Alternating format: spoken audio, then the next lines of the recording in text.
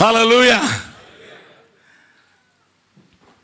என்னிடத்தில் எல்லாரும் கேட்கிற ஒரு கேள்வி, 40 வருஷத்துக்கு முன்னால் நாங்கள் உங்க கேட்ட போதும் இப்படி தான் இருந்தீங்க, இப்பவும் அதே துடிப்போடு தான் இருக்கீங்க, அதே வெறியோடு தான் இருக்கீங்க, என்னையா ரகசியம் அப்படின்னு கேட்டாங்க. நிறைய பேர் கேட்பாங்க, எல்லா நாடுகளிலும் எல்லா இடங்களிலும் கேட்பார்கள். நான் ஒரே ஒரு காரியத்தை மாத்திரம் சொல்ல முடியும். என்னை தட்டி எழுப்பினதற்கான அநேக காரியங்களை நான் சொல்லி கொண்டு போனாலும் ஒரு சின்ன காரியத்தை நான் சொல்ல விரும்புகிறேன். நான் யார் என்று அடையாளம் கண்டு கொண்டேன் என்று நான் சொல்லுவேன். எதற்காக ஆண்டவர் என்னை கைப்பிடித்தார் என்பதை நான் புரிந்து கொண்டேன். ஏனென்றால் ஆண்டவர் என்னை ரட்சித்த போது காலையும் மாலையும் விடாமல் ஜெபித்த ஒரு ஜெபம் என்ன தெரியுமா? ஆண்டவரே, இத்தனை கோடி மக்கள் இருக்கும்போது ஏன் என்னை என்னுடைய அறையிலே தேடி வந்து வெளிப்பட்டீர்? Why? என்னை பிடித்ததற்கு காரணம் என்ன என்று 6 மாதங்கள் காலையும் மாலையும் போராடி கேட்டேன். 6 மாதங்களுக்கு பின்னதாக என்னுடைய தொந்தரவு தாங்காமல் தேவன் எனக்கு 2 தரிசனங்களை இந்த ஜபத்திலேயே தந்தார், தூங்கும் போது அல்ல. அன்றைக்கு புரிந்து கொண்டேன் என்னை எதற்காக பிடித்தார் என்று. அதை இன்றைக்கு வரைக்கும் நான் மறக்கவில்லை. அதற்கு உரமிட்ட சில காரியங்கள் உண்டு. என்னுடைய வாழ்க்கையிலே உரமிட்ட ஒரு காரியத்தை நான் சொல்லி இந்த நாளின் வேத வசனத்துக்குள் உங்களை நான் எடுத்து செல்ல விரும்புகிறேன். அது என்ன என்றால், நான் படித்தது கால்டுவெல் உயர்நிலை பள்ளி. பிஷப் கால்டுவெல் என்று சொல்லப்படுகிற ஒரு ஆங்கிலேய மிஷனரியினால் உண்டாக்கப்பட்ட ஒரு பள்ளிக்கூடத்தில் இடையன்குடி என்கிற ஒரு சின்ன ஊர், இன்றைக்கும் சின்ன ஊர், மேப்பில் தேடி பார்த்தீங்கன்னா இன்றைக்கும் கிடைக்காது. அந்த சின்ன ஊருக்கு அவர் வந்து செய்த ஊழியத்தை அறிந்தேன். அன்றைக்கு நான் ஆண்டவருக்கு சொந்தமாக என்னை ஒப்புக் கொடுக்கவில்லை. ஒரு காரியத்தை சொன்னால் புரிந்து கொள்வீர்கள் என்பதற்காக அவரை குறித்த 2 வரிகளை மாத்திரம் சொல்கிறேன். அவரை ஆண்டவர் அழைத்த போது அவர் தன்னுடைய மனைவியோடு கூட 138 நாள் கப்பலிலே பிரயாணம் பண்ணி சென்னைக்கு வந்து சேர்ந்தார், இங்கிலாந்திலிருந்து. ஐயா, கப்பலிலே பிரயாணம் பண்ணி இருந்தால் தெரிந்திருக்கும். அதுவும் 200 ஆண்டுகளுக்கு கிட்டத்தட்ட முன்னதாக. அவருக்கு 26 வயது. அவருடைய 200வது பிறந்த நாள் விழாவிலே கடந்த மே மாதத்தில் நான் அதே இடையன்குடியிலே பேசினேன். கவனியுங்கள், கிட்டத்தட்ட 200 ஆண்டுகளுக்கு முன்னதாக கப்பல் என்கிறது போட் தான், அதில் வசதிகள் கிடையாது. நான் அந்தமானுக்கு 1974 வருடத்தில் கப்பலிலே விசாகப்பட்டினத்திலிருந்து அந்தமான் போகும்போது முதல் நாள் நல்லா இருந்தது, எல்லாம் பார்க்கறதுக்கு அழகா இருந்தது. 2வது நாள் எங்க பார்த்தாலும் தண்ணி இருந்தது. 3வது நாள் போதும் போதுன்னு ஆயிடுச்சு, எப்பண்டா இறங்குவோன்னு ஆயிடுச்சு. That is the experience everyone will have. 138 நாட்கள் மனைவியோடு கூட இங்கிலாந்து தேசத்திலிருந்து சென்னை பட்டணத்திற்கு கடந்து வந்து, பிரதர் லீவுக்கு வரும்போது உங்களுக்காக கட்டி வச்சிருக்காங்க, துபாய் சர்ச்சில் இருந்து ஒரு வீடு கட்டினா அவ்வளோ தூரம் வரணுமா? அடே, பீகாருக்கு வரணுமான்னு கேட்கிற ஆட்கள். 1 வாரம் வந்து அப்பா அம்மாவோட 2 வாரம் இருங்க, எங்களோட 1 வாரம் இருங்க, கொஞ்சம் ஊழியம் செய்யுங்க அப்படின்னு சொன்னா அதுக்கு மலைச்சு நிற்கிறோம். ஆனால் 138 நாட்கள் கப்பலிலே பிரயாணம் பண்ணி சென்னைக்கு வந்த அவர் 3 ஆண்டுகள் தமிழ் கற்றது மாத்திரமல்ல, திராவிட மொழி இலக்கணம் என்று சொல்லி தமிழ் மொழிக்கு இலக்கணம் எழுதிவிட்டார். அந்த தேவ மனிதன் இடையன்குடி என்கிற ஒரு சின்ன கிராமத்தை குறித்து கேள்விப்பட்டார். அங்கே இருக்கிற சபையில் மக்களுடைய நலிந்த மெலிந்த நிலைமையை கேள்விப்பட்டார். நான் போகிறேன் என்று சொன்னார். கவனியுங்கள், இன்றைக்கு ஆவியின் வரங்களை பெற்றவர்கள், ஆவியிலே துள்ளுகிறவர்கள், ஆவியானவர் வந்து எதையெல்லாமா காட்டுகிறார் என்று சொல்லுகிறவர்கள் ஏராளமாயிருக்கிற இந்த உலகத்திலே அன்றைக்கு ஆவியானவரை குறித்து அதிக மேன்மை பாராட்டாத இந்த தெய்வீக மனிதன் என்ன செய்தார் தெரியுமா? 700 கிலோமீட்டர் சென்னையிலிருந்து இடையன்குடி வரைக்கும் 700 கிலோமீட்டர் கால்நடையாக நடந்தார் ஐயா. Can you just imagine, sir? இன்றைக்கு ஆண்டவரை துதிக்கிறோம், ஆண்டவரை பாடுகிறோம், ஆண்டவரை கொண்டாடுகிறோம். இதற்கு வித்திட்டவர்களை நான் திரும்பி பார்க்கிறேன். 700 கிலோமீட்டரும் தன்னுடைய காலாலே நடக்க வேண்டும், வாகன வசதி இல்லை. அவர் நடந்து வரும்போது கால்கள் எல்லாம் பொத்து விரிந்து விட்டதினால கொஞ்சம் ஊட்டி பகுதிக்கு போய் ஒரு குதிரையை வாங்கிவிட்டு அதிலே போகலாம் என்று சொன்னால், ஊட்டிக்கு போனார், குதிரை வாங்கினார், குதிரையில் இவர் ஏறவும் குதிரையும் செத்து போயிடுச்சு. Can you just imagine? But he didn't stop. அவர் நின்று போகவில்லை. அந்த குக்கிராமம் இன்றைக்கு 200 ஆண்டுகளுக்கு பிறகு குக்கிராமமாக இருக்கிற அந்த ஊர் அன்றைக்கு எப்படி இருந்திருக்கும் என்று எனக்கு தெரியாது. அவர்களை தேடி வந்தார்.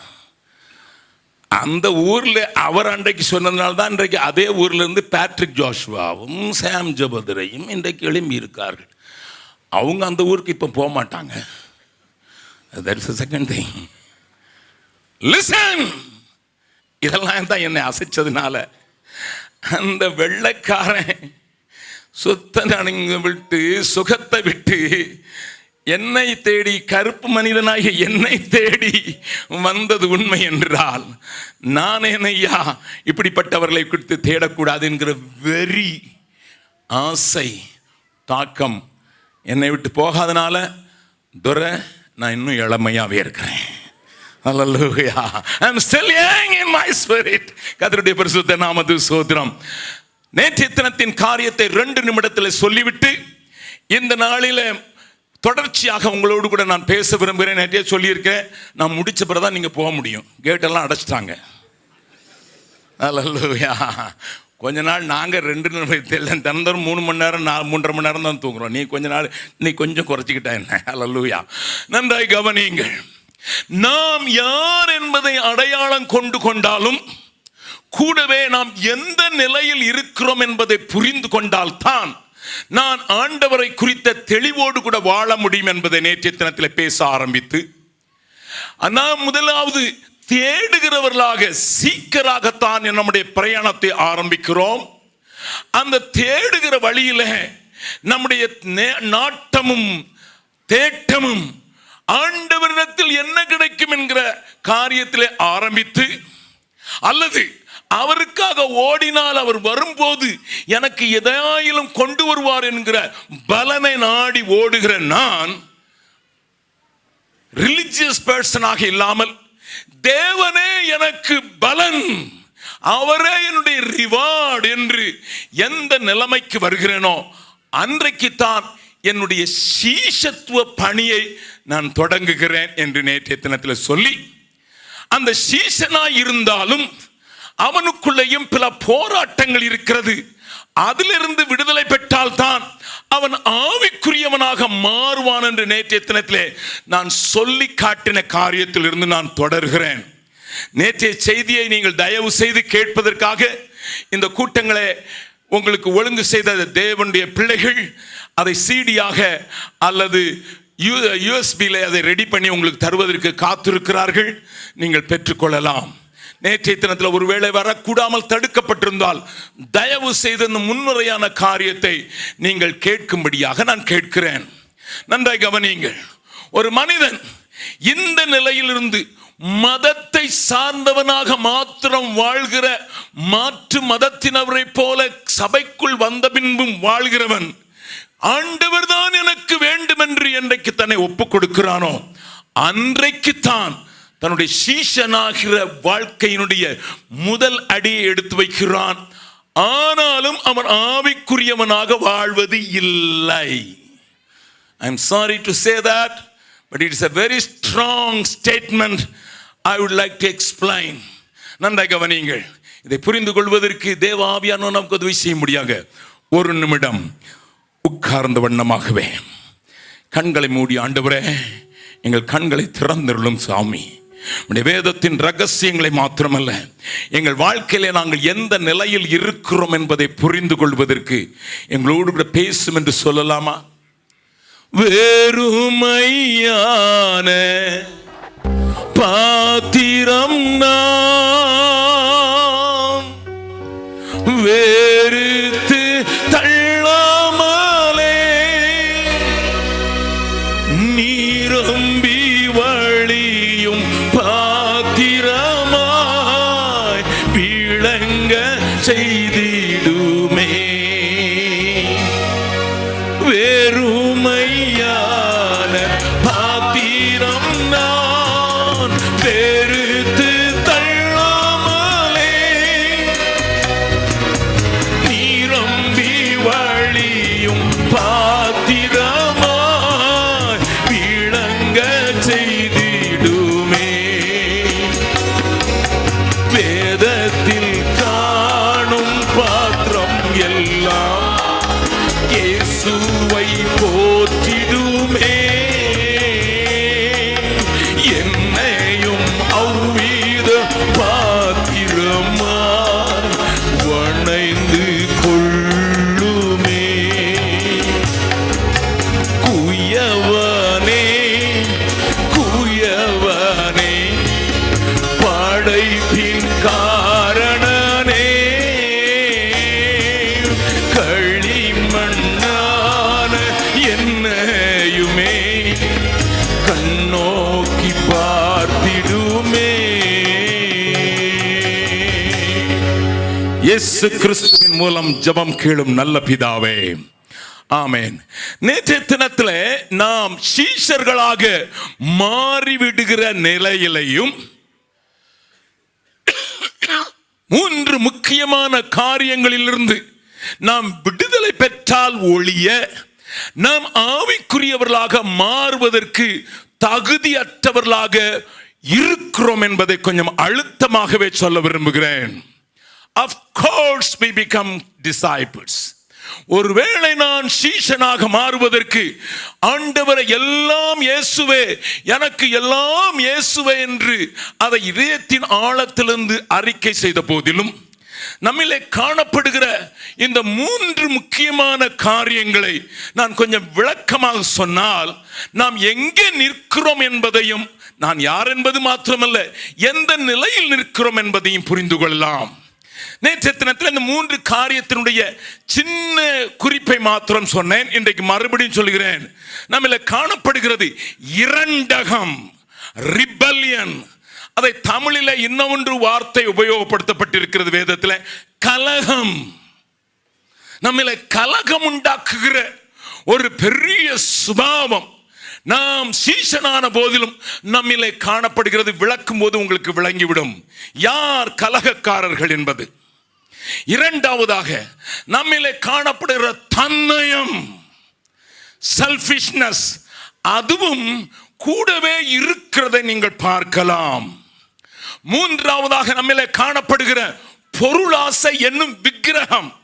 விக்கிரகத்தை விட்டுவிட்டோம், ஆனால் வேறொரு விதத்தில் விக்கிரகம் நம்முடைய வாழ்க்கையில காணப்படுவதற்கு பொருள் ஆசை என்கிற கவச்சஸ்னஸ் என்று ஆங்கிலத்தில் சொல்லப்பட்டிருக்கிற இந்த 3 காரியங்களிலிருந்தும் ஒரு மனிதன் சரியாக விடுதலையாகவில்லை என்றால் அவன் ஆவிக்குரியவனாக மாறுவதற்குரிய தகுதியை இழக்கிறான் என்று வேதத்தின் அடிப்படையிலே நான் உங்களுக்கு சொல்ல விரும்புகிறேன். யாரையா ஆவிக்குரியவன் என்று நேற்றைய தினத்திலே நான் உங்களுக்கு காண்பித்து கொடுத்து எப்படிப்பட்ட அவன் தைரியமுடையவனாக மாறுகிறான் என்பதையும் நேற்றைய தினத்திலே நான் சொன்னேன். ஆகையினால இதை கொஞ்சம் விளக்கமாக பேசுவதற்கு இப்பொழுது முதலாவது காரியத்தை நான் உங்களுக்கு காண்பித்து கொடுத்து ஒரு சீஷனுடைய வாழ்க்கையில காணப்பட்ட காரியத்தையும் நான் உங்களுக்கு சொல்லுவேன் என்றால் நீங்கள் எளிதாக புரிந்து கொள்வீர்கள் என்பதற்காக நாம் பிரதான சீஷன் என்று நினைக்கிற பேதுருவுடைய வாழ்க்கையை கொஞ்சம் கொண்டு வந்து அதோடு கூட உங்களுடைய வாழ்க்கையை இணைத்து இதை புரிந்து கொள்ளும்படியாக நான் பேச விரும்புகிறேன். அருமையான தேவனுடைய பிள்ளைகளே, ஆண்டவர் பேதுருவை அழைத்த போது தன்னுடைய தொழிலை விட்டு தன்னுடைய இடத்தை விட்டு ஆண்டவருக்கு பின்னதாக சென்ற ஒரு நல்ல மனிதன் தான் பேதுரு. ஆண்டவருடைய அதிகாரத்தையும் ஒரு நேரத்தில் பெற்றுக்கொண்டான். கூடவே பிதாவினுடைய வெளிப்பாட்டையும் பெற்று இவரே தேவனுடைய குமாரனாகிய கிறிஸ்து என்கிற வெளிப்பாட்டையும் பெற்றிருந்த இந்த பேதுருவுக்குள்ளே நான் சொல்லுகிற இந்த 3 காரியங்களும் காணப்பட்டதை முதலாவது காண்பித்து கொடுக்க விரும்புகிறேன். நல்லா கவனிங்க. நம்ம நினச்சிக்கிட்டு இருப்போம் நம்ம ரொம்ப சீஷன் ஐயா, மற்றவங்களை காட்டிலும் மற்ற சபையாரை காட்டிலும் நான் ஆவிக்குரிய சபையில் போகிறபடினாலே நான் ஆவிக்குரியவன் என்று நம்மை ஏமாற்றிக் கொள்வதற்கான காரியங்கள் இருக்கலாம். ஆனால் இந்த மனிதனுடைய வாழ்க்கையை கொஞ்சம் பார்த்தால், கொஞ்சம் யோசித்து பாருங்கள். பேதுரு ஆண்டவர் கூப்பிடும் போது லாபத்துக்கு ஆயத்தமாயிருந்த 2 படகு நிறைய இருந்த மீன்களையும் விட்டுவிட்டு உடனே அவருக்கு பின் சென்றான் என்று வேதம் சொல்கிறது. இதை விளக்க தேவையில்லை. ஆண்டவர் எல்லா ஜனங்களையும் கூட்டிக் கொண்டு ராத்திரியிலே கடந்து 12 மணி நேரம் ராத்திரி முழுவதும் ஜெபித்து, அப்படித்தான் வேதம் சொல்கிறது, ஜெபித்து தன்னோடு கூட இருந்து தன்னால் அனுப்பப்படுவதற்கு தெரிந்து கொள்ளப்பட்டவருடைய பெயர் பட்டியலிலே பேதுருவினுடைய பெயரே மத்தேயு ஆகட்டும் அல்லது லூக்காவாகட்டும் அல்லது மார்க்காகட்டும் 3 சுவிசேஷங்களிலும் பேதுருடைய பெயரே முதலாவது இருக்கிறது. அவனுக்கு பிதா வெளிப்படுத்தினார் என்று ஆண்டவரே சபாஸ் சொல்லுகிறார். சபாஸ் சொன்னது மாத்திரமல்ல, பரலோகத்தின் திறவுகளை உனக்கு தந்தேன் என்று அவனுக்கு ஒரு ஸ்பெசிபிக்கான ஒரு காரியத்தை செய்த அந்த மனுஷனுடைய நினைவுகளையும் சிந்தையை மாத்திரம் ஒன்று காட்டி கொடுக்கிறேன். எல்லாவற்றையும் பேசுவதற்கு நேரமில்லை. திருப்புங்கள் மத்தேயு எழுதின சுவிசேஷம் 16வது அதிகாரம். அவனுடைய யோசனையை மாத்திரம் காட்டி கொடுக்கிறேன். மத்தேயு எழுதின சுவிசேஷம் 16வது அதிகாரம் 23வது வசனத்தை வாசிக்கலாம். அவரோ திரும்பி பேதுருவை பார்த்து எனக்கு பின்னாக போ சாத்தானே. யாரை பார்த்து சொல்றாருமா? எனக்கு பின்னாக போ. சாத்தானால் ஏவப்பட்டவனே, சாத்தானால் தொடப்பட்டவனே இல்ல, சாத்தானுடைய எம்பாடிமென்ட் என்று சொல்லுகிறார். நீ சாத்தான் என்று சொல்லிவிட்டதுக்கு ஆண்டவர் சொல்லுகிற காரியம் என்ன? வாசிக்கலாம். நீ எனக்கு இடரலாய் இருக்கிறாய். நீ எனக்கு இடரலாய் இருக்கிறாய். How I am a stumbling block. You are my stumbling block. நீ எனக்கு தடைக்கல்லாக இருக்கிறார். நீ எனக்கு இடறுதலாய் இருக்கிறார். தேவன் எனக்கு கொடுத்த காரியத்தை நான் செய்து முடிக்க கூடாதபடிக்கு. Sir listen. ஆண்டவராய் இயேசு சொல்லுகிறார், என் பிதா என்னை இந்த உலகத்துக்கு அனுப்பினார். எதற்காக அனுப்பினார் தெரியுமா? வானம் பூமி நான் படைத்திருந்தும் வாடினேன், உன்னை இழந்ததினால் என்று பிதா ஏக்கத்தை பார்த்து நான் சொன்னேன், என் பிதாவிடத்தில் சொன்னேன், நீர் ஏங்கிக் கொண்டிருக்க வேண்டாம், நீ நேசித்த ஜனம், நீர் உருவாக்கின ஜனம், உம்முடைய சாயலின்படி உருவாக்கப்பட்ட ஜனம் தன்னையும் கெடுத்து உலகத்தையும் கெடுத்து கொண்டிருக்கிறது என்று ஏங்கிக் கொண்டிருக்க வேண்டாம் ஆண்டவரே. பிதாவே, இதோ உம்முடைய சித்தம் செய்ய நான் வருகிறேன் என்று என்னை நான் ஒப்பு கொடுத்த போது பிதா என்னை அனுப்பினார்.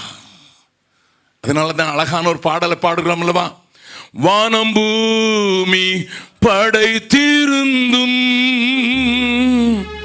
வாடினேன் உன்னை இழந்ததினால்.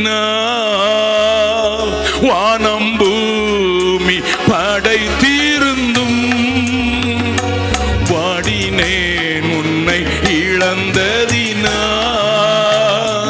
உன்னை ரட்சிக்க பிதா என்னை அனுப்பினதா தேடி வந்தேன் மானிடனா. உன்னை ரட்சிக்க பிதா என்னை அனுப்பினதா தேடி வந்தேன். என்னை நேசிக்கின்றாயா, என்னை நேசிக்கின்றாயா. கல்வாரி காட்சியை கண்ட பின்னும் நேசியாமல் இருப்பாயா. கல்வாரி காட்சியை கண்ட பின்னும் நேசியாமல் இருப்பாயா. நல்ல கவனிங்க, இயேசு சொல்றாரு, வானம் பூமி நான் படைத்திருந்தேன் இருந்தும் உன்னை ரட்சிக்கும்படியாக என்னை பலியாக்குவதற்கு என் பிதா அனுப்பின போது உலகத்தின் பாவத்தை சுமந்து தீர்க்கிற தேவாட்டுக்குட்டியா அனுப்பின போது நான் இறங்கி வந்தேன். பட் நோ பீட்டர், யாரையா எனக்கு தடை, யாரையா எனக்கு இடர்தல்? ஆண்டவர் கொடுத்த பணியை செய்யக்கூடாதபடி, உலகம் ரட்சிக்கப்படாதபடிக்கு, உலகத்திற்கு ரட்சிப்பின் வழியை உண்டாக்க கூடாதபடிக்கு எனக்கு விரோதமாக நிற்கிறது யார்? Listen sir, listen. நன்றாய் கவனியுங்கள், நன்றாய் புரிந்து கொள்ளுங்கள். ஆண்டவர் பேசுகிற காரியத்தை கொஞ்சம் விளக்கமாக காண்பித்துக் கொடுக்க விரும்புகிறேன். யாரையா தடை? வெளிப்பாடு பெற்றவன், அழைப்பு பெற்றவன், முதன்மையானவன், விட்டு வந்தவன், அவன் தான் தடை. ஆண்டவர் சொல்றாரு, Peter, you are stopping me. நீ தான் எனக்கு இடறதெல்லாம் இருக்க. எப்படி வந்தது? அது எப்படி வந்தது? என்ன, அதை வாசிக்கலாம் அந்த வசனத்தை. அவர் திரும்பி பேதுருவை பார்த்து, எனக்கு பின்னாக போ சாத்தானே, சாத்தானே, நீ எனக்கு இடரலாய் இருக்கிறாய், நீ எனக்கு இடரலாய் இருக்கிறாய். தேவனுக்கு ஏற்றவைகளை சிந்தியாமல். ஐயா, எந்த ஒரு சீஷன், எந்த ஒரு மனிதன் நான் இயேசுவுக்கு பின் செல்லுகிறேன் என்று சொல்லி, இயேசுவுக்கு உரியவைகளை தேடுகிறேன் என்று சொல்லி, இயேசுவை அடையாளம் கண்டு கொண்டேன் என்று சொல்லி, அவரிடத்தில் அதிகாரத்தையும் திறவுகோலையும் பெற்றுக் கொண்டானோ அந்த மனிதன் தேவனுக்கு ஏற்றவைகளை சிந்தியாமல் மனுஷனுக்கு ஏற்றவைகளை சிந்திப்பான் என்றால் அவன் சாத்தானுடைய முழு உருவமே. 10 நாளைக்கு முன்னதாக எனக்கு ஒரு இந்து குடும்பத்தில் இருந்து ஆண்டவரை ஏற்றுக்கொண்ட ஒரு தம்பி ஒரு நீண்ட மெயிலை எழுதினா. நல்லா கவனிங்க. அந்த தம்பி எழுதின மெயிலை வாசித்த போது நான் அழுதேன். ஏனென்றால் அவன் எழுதியிருந்தார், அண்ணன், 10 நாளைக்கு முன்னால வந்த செய்தி, அண்ணன், நான் 1 லட்சம் ரூபாய் சம்பளம் வாங்குகிறேன், தவறாமல் தசம பாகம் செலுத்துகிறேன், கூடவே காணிக்கைகளையும் செலுத்துகிறேன். இயேசு கிறிஸ்துவை ஏற்றுக்கொண்ட நாள் முதல் என்னால் முடிந்த அளவுக்கு எதையாயிலும் செய்ய வேண்டும் என்று தீர்மானம் எடுத்து ஓடிக்கொண்டிருக்கிறேன். Can you just imagine? Not from here, இங்கே இருந்தல்ல, தமிழ்நாட்டில் 1 லட்சம் ரூபாய் சம்பளம் மாசம் வாங்குறார். That's a big money. தசம பாகம் ஒழுங்கா கொடுக்கிறார், காரியங்களையும் ஒழுங்கா செய்கிறார். அந்த மனிதன் இந்து குடும்பத்திலிருந்து வந்தவர். என்ன நடந்ததோ தெரியாது, அவர் எழுதியிருக்கிறார். ஆனால் கார் மேலே கடன், வீடு மேலே கடன், கடனினால எடுக்கப்பட்டு நெருக்கப்பட்டு நான் இப்பொழுது முழுகி போவேனோ என்கிற நிலைமைக்கு வந்து விட்டேன். அந்த நேரத்தில் தேவனை நோக்கி நான் உபவாசத்தோடு கூட ஜெபித்த போது ஆண்டவர் எனக்கு ஒரு வசனம் காட்டினார். போதும் என்கிற மனதோடு கூடிய தேவ பக்தியே சிறந்தது. ஓ, இங்கே தான் நான் விட்டு விட்டேன் என்று சொல்லி நான் உடனே யோசித்து விட்டு ஒன்று தீர்மானம் எடுத்தேன். I will live a life without any debts. எந்த கடனும் இல்லாமல் வாழ்க்கையை இருக்கிறது போதும் என்று வாழப்போகிறேன் என்று சொல்லி என்னுடைய வீட்டை, நான் இப்பொழுது கடன் கட்டி கொண்டிருந்தாலும் அந்த வீட்டை விற்று விடுவது என்றும், அது விற்றுவிட்டால் என்னுடைய எல்லா கடனும் நீங்கி நான் சந்தோஷமாக சமாதானமாக வாழ முடியும் என்று நான் ஆண்டவருக்குள் தீர்மானம் எடுத்தது. உங்கள் செய்தி ஒரு காரணம். எனக்கு அவர் இன்றைக்கு நான் பார்த்ததில்லை, அவருடைய மெயிலை தான் பார்த்திருக்கிறேன். இப்போ எனக்குள்ள ஒரு சின்ன போராட்டம் எழுந்தது. என்ன என்பதை அறிந்து கொள்வதற்காக நான் போகிற ஆவிக்குரிய சபையில் இருக்கிற போதகர் இடத்துல போய், போதகரே, நான் இப்படி தீர்மானித்திருக்கிறேன், எனக்கு இருக்கிற வீட்டை விற்றுவிட்டு என் கடனையெல்லாம் அடைத்து விட்டு நான் இப்பொழுது ஃப்ரீயாக போதும் என்கிற மனதோடு கூட தேவ பக்தியாய் வாழ விரும்புகிறேன், நீங்கள் என்ன ஆலோசனை சொல்லுகிறீர்கள் என்று கேட்டபோது, நீங்க என்ன நினைக்கிறீங்க அந்த பாஸ்டர் என்ன ஆலோசனை சொல்லிருப்பார்? ஹலோ, நிறைய பேர் நிறைய ஆன்சரோடு இருக்கீங்க. அங்கே ஒருத்தர் சொல்கிற வீட்டை ஏன்னா கொடுத்துட்டான்னு கேட்குறான். I don't know. நல்லா கவனிங்க. அந்த போதகர் என்ன சொன்னார் தெரியுமா? கடன் வாங்குறதுக்கே கர்த்தர் தான் அப்ப அவனுக்கு கிருபை கொடுத்தாரு. அடப்பாவீங்களா, கடன் வாங்குறதுக்கு யார் தான் கிருபை கொடுத்தாங்களா? கர்த்தர் தான் கிருபை கொடுத்தாரு. அதனால அதெல்லாம் விற்க வேண்டாம், அப்படிதான் இருக்கும்பா. வாழ்க்கைன்னா கடன் இருக்கத்தான் செய்யும். நீங்கள் கடன் வாங்குவதில்லைன்னு பிரசங்கம் பண்றோம் பாரு. அன்பினாலே என்று வேற ஒன்றிலும் கடன் படாதீர்கள் என்று சொல்கிற வசனத்தை மறந்துவிட்டு மனுஷ சிந்தனையை கரையிலே கொண்டு தேவன் சிந்திக்கிற விதமாக சிந்திக்காமல் மனுஷன் சிந்திக்கிறமாக சிந்திக்கிற அந்த மனிதனை குறித்து நான் பரிதாபப்பட்டு இந்த மனுஷனுக்காக அழவில்லை, அந்த ஊழியனுக்காக அழுதேன். கவனியுங்கள், நான் ஒரு சம்பவத்தை சொன்னால் உங்களுக்கு புரியும். எலிசாவின் காலத்துல எலிசாவிடத்தில் ஒரு விதவை வருகிறாள். என்ன வருகிறாள்? நீங்கள் வீட்டில் போய் 2 ராஜாக்கள் 4வது அதிகாரத்தை படித்துக் கொள்ளுங்கள். அவள் சொல்லுகிறாள், உம்முடைய அடியான் உத்தமமா ஊழியம் செய்தார், ஆனா கடன்காரனா செத்து போயிட்டார் திடீர்னு. 2 பையங்க இருக்கிறாங்க, இவங்களையும் பிடித்து விட்டு போறதுக்கு வட்டிக்காரன் வந்து நிற்கிறான். தீர்க்கதரிசியே உதவ வேண்டும் என்று எலிசாவிடத்தில் அவள் கேட்ட அதே அதிகாரத்தில் எலிசா சூனேமியாளிடத்தில் சொல்லுகிற ஒரு காரியத்தை நான் சொல்கிறேன். சூனேமியாள் வீட்டிலே தங்கின எலிசா என்ன சொன்னான் என்பதை வாசிக்கலாம். அந்த வசனத்தை மாத்திரம் வாசிக்கலாம். 2 ராஜாக்களின் புஸ்தகம் 4வது அதிகாரத்தில் எலிசா சொல்லுகிற அந்த காரியத்தை மாத்திரம் கொஞ்சம் வாசிக்கலாம். 13வது வசனம். அவன் கேயாசியை பார்த்து, இப்பொழுது சூனேமியாள் வீட்டிலே கேயாசியை பார்த்து எலிசா பேசுகிறான். என்ன பேசுகிறான்? இதோ இப்படிப்பட்ட சகல சலன கரணையோடும் எங்களை விசாரித்து வருகிறாயே, உனக்கு நான் என்ன செய்ய வேண்டும்? ராஜாவினிடத்திலாவது சேனாபதியினிடத்திலாவது உனக்காக நான் பேச வேண்டிய காரியம் உண்டோ என்று அவளை கேள் என்றார். போதும். எலிசா யாரையா சொல்லுங்க? தீர்க்கதரிசின்னு தெரியும் எனக்கு. இந்த வசனத்தின் அடிப்படையில் சொல்லுங்க. நான் சொன்னா ராஜா கேட்பாரு, நான் சொன்னா சேனாபதியும் கேட்பான். உனக்கு ஏதாவது பேசணுமா, ரெக்கமெண்டேஷன் கொடுக்கணுமா? இந்த எலிசா இடத்துல தான் அவ போனான். நம்ம அந்த எலிசாவா இருந்தா என்ன சொல்லியிருப்போம் தெரியுமா? என்னையே வச்சிங்களேன், எவண்டி அவன் உன்னை பிடிச்சிட்டு வர்றது, நாளைக்கு கேப்டன்ட்ட சொல்லி அவனை உள்ள தூக்கி போட்டுடுறேன். ஊர்ல சப் இன்ஸ்பெக்டர்ல ஏட்டையா தெரிஞ்சாலே நம்ம இந்த முறுக்குமே. ஏட்டையா நம்ம தங்கச்சி மாப்பிள்ளையா இருந்தா என்ன சொல்லுவோம்? யார் இது உங்களை பிடிச்சிட்டு வருது? நான் ஏட்டையாவை அனுப்புறேன். ஏட்டையாவே தெரிஞ்சாலே இந்த முறுக்கும். சேனாதிபதியும் தெரியும், ராஜாவும் தெரியும். இந்த எலிசா என்ன சொல்லி இருக்கணும்? யாரு, எந்த வெட்டிக்காரன் சொல்லு, அப்படித்தானே சொல்லணும். அப்படித்தானே சொல்லி இருக்கணும். என்ன முழிக்கிறீங்க? நீங்க உலகத்தில் தானே இருக்கீங்க.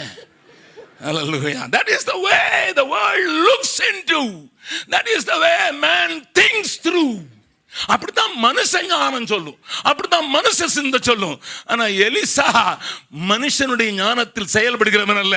அவன் பார்க்கிறான், ஐயோ போனதே போனான், கடன்காரனா போயிட்டான். I must do something. உங்ககிட்ட என்ன இருக்குது? உங்ககிட்ட என்ன இருக்குமா? உங்ககிட்ட என்ன இருக்குது?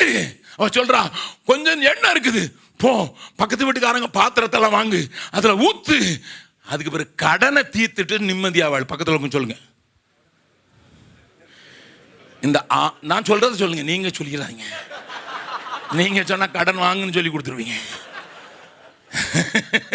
பெரிய பெரிய சபைகள்லாம் கடன் வாங்கி கோடிக்கணக்கில் இருக்குது. சென்னையில் வந்து பாருங்க, பாஸ்டர் அடகு வைக்கல, அவ்வளவுதான். தமிழ்நாட்டில் வந்து பாருங்க, எத்தனை பாஸ்டருங்க உள்ள போறதுக்கு ரெடியா இருக்காங்க. நான் உங்களுக்கு லிஸ்ட் தரேன். நல்ல பக்கத்தில் கை பிடிச்சு சொல்லுங்க. இந்த பாருங்க, என்னதான் நடந்தாலும் கடன் இல்லாம வாழ்றதுக்கு கர்த்தரை பாருங்க ஐயா. சேனாபதி அல்ல, சேக்கையும் அல்ல. Listen sir, listen. அது தேவனுடைய பிரின்சிபிள், அது தேவனுடைய சிந்தை, அது தேவனுடைய நோக்கம். இப்ப இந்த பாஸ்டருடைய சிந்தை எப்படி இருந்தது? அதெல்லாம் இருக்கதான் செய்யும் பிரதர். நானே வாங்கலையா 30 லட்சம்? ஒரு பாஸ்டர் மெட்ராஸில், ஒரு பாஸ்டர் வாஷிங்டனில் என்னோடு கூட பிரசங்கம் பண்ண முடியாது வந்தார். அவர் என்னோடு கூட பிரசங்கம் பண்ண முடியாது, அழைக்கப்படலை. 3 நாட்கள் வாஷிங்டன் டிசியில் இருக்கிற ஒரு சபை என்னை கேம்ப் நடத்த கூப்பிட்டிருந்தது. இவர் என்னையும் அங்கே பார்க்க வந்தார், என்னுடைய நண்பர் என்கிறதுனால. சரி பிரதர், நான் பாஸ்டர் சொன்னேன், பாஸ்டர் ஒரு செஷன் அவர் கொடுங்கன்னு. அவர் சரி பிரதர் நீங்கள் சொல்கிறீங்கன்னு கொடுத்துட்டேன். அவருக்கு மத்தியானம் ஒரு செஷன் கொடுத்த உடனே அவர் எடுத்த வார்த்தை, விசுவாசத்தினால் நீதிமான் பிழைப்பான். எல்லாருக்கும் பயங்கர உற்சாகமாயிடுச்சு. என்ன முடிக்கும் போது சொன்னார், என்னை நம்பி பேங்க் 1.5 கோடி கடன் கொடுத்துருக்கான். என் பக்கத்தில் வந்து சொல்றாரு, இவர் கர்த்தர் பேங்கா இல்ல ஏசுவா? Can you just think? நீ மனுஷன் யோசிக்கிற விதமா யோசித்தால், தேவனுக்குரிய சிந்தையை இழந்து போனால், தேவ திட்டத்திற்கு நீ இடர்களாய் மாறுவது, அதற்கு பேர் தான் பேரு ரிபல்லியன். ஏனென்றால் இந்த வார்த்தை எப்படி சொல்லப்படுகிறது என்பதை வாசிக்கலாம். திருப்புங்களோடு கூட சேர்ந்து தெரிந்த வசனமானாலும் வாசிக்கலாம். 1 சாமுவேலின் புஸ்தகம் 15வது அதிகாரம், நமக்கு தெரிந்திருக்கிற வசனம். ஆண்டவருடைய வார்த்தைகளை தெளிவாக புரிந்து கொள்ளும்படியாக நான் பேசுகிறேன். 1 சாமுவேலின் புஸ்தகம் 15வது அதிகாரத்தில் இந்த வார்த்தையை குறித்து சொல்கிறதை பார்க்கலாம். 22வது வசனமும் 23வது வசனமும். அதற்கு சாமுவேல் கர்த்தருடைய சத்தத்திற்கு கீழ்ப்படிகிறதை பார்க்கிலும் சர்வாங்க தகனங்களும் பலிகளும் கர்த்தருக்கு பிரியமாய் இருக்குமோ? பலியை பார்க்கிலும் கீழ்ப்படிதலும் ஆட்டுக்கடாக்களின் நினத்தை பார்க்கிலும் செவி கொடுத்தலும் உத்தமம். ரெண்டகம் பண்ணுதல். நன்றாய் கவனிங்கள். இந்த ரெண்டகம் பண்ணுகிற வார்த்தை நாம் வழக்கமாக உபயோகப்படுத்தல. that is called rebellion. அதற்கு பேர் தான் கலகம் பண்ணுதல். ரெண்டகம் பண்ணுதல் பில்லி சூனிய பாவத்திற்கும் முரட்டாட்டம் பண்ணுதல் அவபக்திக்கும் விக்கிரக ஆராதனைக்கும் சரியாய் இருக்கிறது. காரணம் சொல்றாரு பின்னால வாசிங்க. நீர் கர்த்தருடைய வார்த்தையை புறக்கணித்தபடியினால். what was a sin? ரெண்டாம் பண்ணுகிறதும் முரட்டாட்டம் பண்ணுகிறதும் விக்கிரக ஆராதனைக்கு ஒப்பா இருக்கிறதுன்னு சொல்லும்போது உடனே சாமுவேல் சொன்னது என்ன? நீ கர்த்தருடைய வார்த்தைக்கு கீழ்ப்படியாமல் போனபடியினால் அல்லது வார்த்தையை புறக்கணித்தபடியினால், that is rebellion. அடுத்த இதை போடுங்க, நல்ல கவனிங்க. இங்க தேவ திட்டத்தை, தேவனுடைய காரியத்தை பிதா ஒரு பெரிய திட்டம் பண்ணி, இயேசு சிலுவைக்கு செல்ல வேண்டும், சிலுவையிலே பலியாக வேண்டும், முழு மனுக்குலத்திற்கும் ஆண்டவர் ரட்சிப்பை சம்பாதிக்க வேண்டும் என்கிற பெரிய திட்டத்தோடு வந்திருக்கிறார். இவர் தன்னுடைய சிந்தை, தன்னுடைய மாமிச சிந்தை, மனுஷ ஞானம் பேசுகிறது. நோ ஆண்டவரே, no. He is opposing the very idea. என்னையா ரிபல்லியன்? என்னையா? தேவ திட்டத்துக்கு எதிர்த்து நிற்கிறது, தேவ சத்தத்துக்கு எதிர்த்து நிற்கிறது, புறக்கணிக்கிறதுக்கு பேர் தான் ரிபல்லியன். இப்போ சிலருக்கு நாங்கள்லாம் தேவனுக்கு கீழ்ப்படிஞ்சு தானே ஞானஸ்தானம் எடுத்தோம், தேவனுக்கு கீழ்ப்படிஞ்சு தானே காணிக்க கொடுத்தோம், எங்களை போய் கலகக்காரன்னு சொல்றீங்களே. இப்போ நான் 3 காரியத்தை வேகமாக காட்டி கொடுக்க போகிறேன். இந்த ரிபெலியனுடைய பெரிய காரியத்தை காட்டி கொடுக்கும்போது உங்களுக்குள்ள குத்தும். இருதயம்னு ஒன்று இருந்ததுன்னா குத்தும் போது மனம் திரும்பினா நல்லது. லிசன். இங்க என்ன, இந்த ரிபெலியன் இருக்கிறவன் முதல்ல ஆரம்பிக்கிறது கீழே இருந்து. மர்மரிங். என்ன சொல்லுவான்? உள்ளுக்குள்ள முறுமுறு முறுமுறு முறுமுறு முறுமுறு. ஒரு தகப்பனுக்கு 2 குமாரர்கள் இருந்தார்கள். மூத்த குமாரன் தகப்பனோடு இருந்தான். மூத்த குமாரன் தகப்பனுடைய வயலிலே வேலை செய்தான். மூத்த குமாரன் ஆனால் சந்தோஷமா இல்லை. பக்கத்தில் உங்க கையை பிடிச்சு சொல்லுங்க, உங்களை பற்றி தான் சொல்றாங்க. நீங்க முறுமுறுக்காம இருக்கலாம், ஆனா தகப்பன் வீட்டில் வந்துட்டீங்க. அதனால தான் இப்போ சபை கூட ஃபாதர்ஸ் ஹவுஸ். ஆனால் அங்கே போதனை சரியில்லை, அது 2வது. நல்ல கவனிங்க, நல்ல கவனிங்க. ஃபாதர்ஸ் ஹவுஸ்ல இருக்கலாம், ஃபாதரோடு இருக்கலாம். பெர்க்மான்ஸை சொல்லல. நல்ல கவனிங்க. அப்பாவுடைய வீட்டில் இருக்கலாம், அப்பாவோடும் இருக்கலாம், அப்பாவினுடைய வயலிலையும் வேலை செய்யலாம். ஆனா உள்ளுக்குள்ள இருந்துட்டு எனக்கு ஒரு ஆட்டுக்குட்டியாவது கொடுத்தானா, ஆட்டுக்குட்டி கொடுத்தாரு, ஆட்டுக்குட்டி கொடுத்தாரு, ஆட்டுக்குட்டி கொடுத்தாரு, ஆட்டுக்குட்டி கொடுத்தாரு. அல்லேலூயா. எத்தனை பேருக்கு மைக் கொடுக்குறாங்க? எனக்கு ஒரு மைக் கொடுக்கூடாது. எத்தனை பேருக்கு சான்ஸ் கொடுக்குறாங்க? ஒரு சங்கீதம் வாசிக்க சொல்லக்கூடாது. இவனுக்கு 20 வருஷமா அவனுங்களே தான் வாசிக்கிறானுங்க, அவனுங்களே தான் பாடுறானுங்க. அவனுக்கு சிலருக்கு நல்லாவே குத்துது.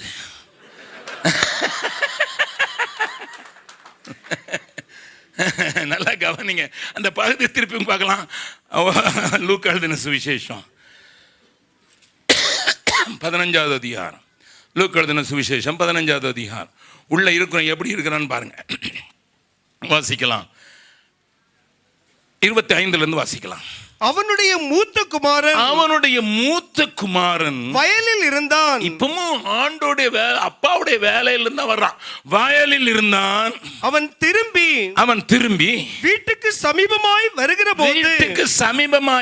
போது கீத வாத்தியத்தையும் நடன களிப்பையும் கேட்டான். ஊழியக்காரரில் ஒருவனை அழைத்து இது என்ன என்று விசாரித்தான். என்ன கேட்டான்? நடன களிப்பையும் கீத வாக்கியத்தையும் கேட்டான். இது என்ன? எது என்ன? என்னப்பா டான்ஸ் நடக்குது, எம்மாப்பா பாட்டு நடக்குது. ஆனா அடுத்தல அந்த ஊழியக்காரன் என்ன சொல்கிறான்? அதற்கு அவன் உம்முடைய சகோதரன் வந்தார். அவர் மறுபடியும் சுகத்துடனே உம்முடைய தகப்பனிடத்தில் வந்து சேர்ந்தபடியினாலே அவருக்காக கொளுத்த கன்றை அடிப்பித்தார் என்றான்.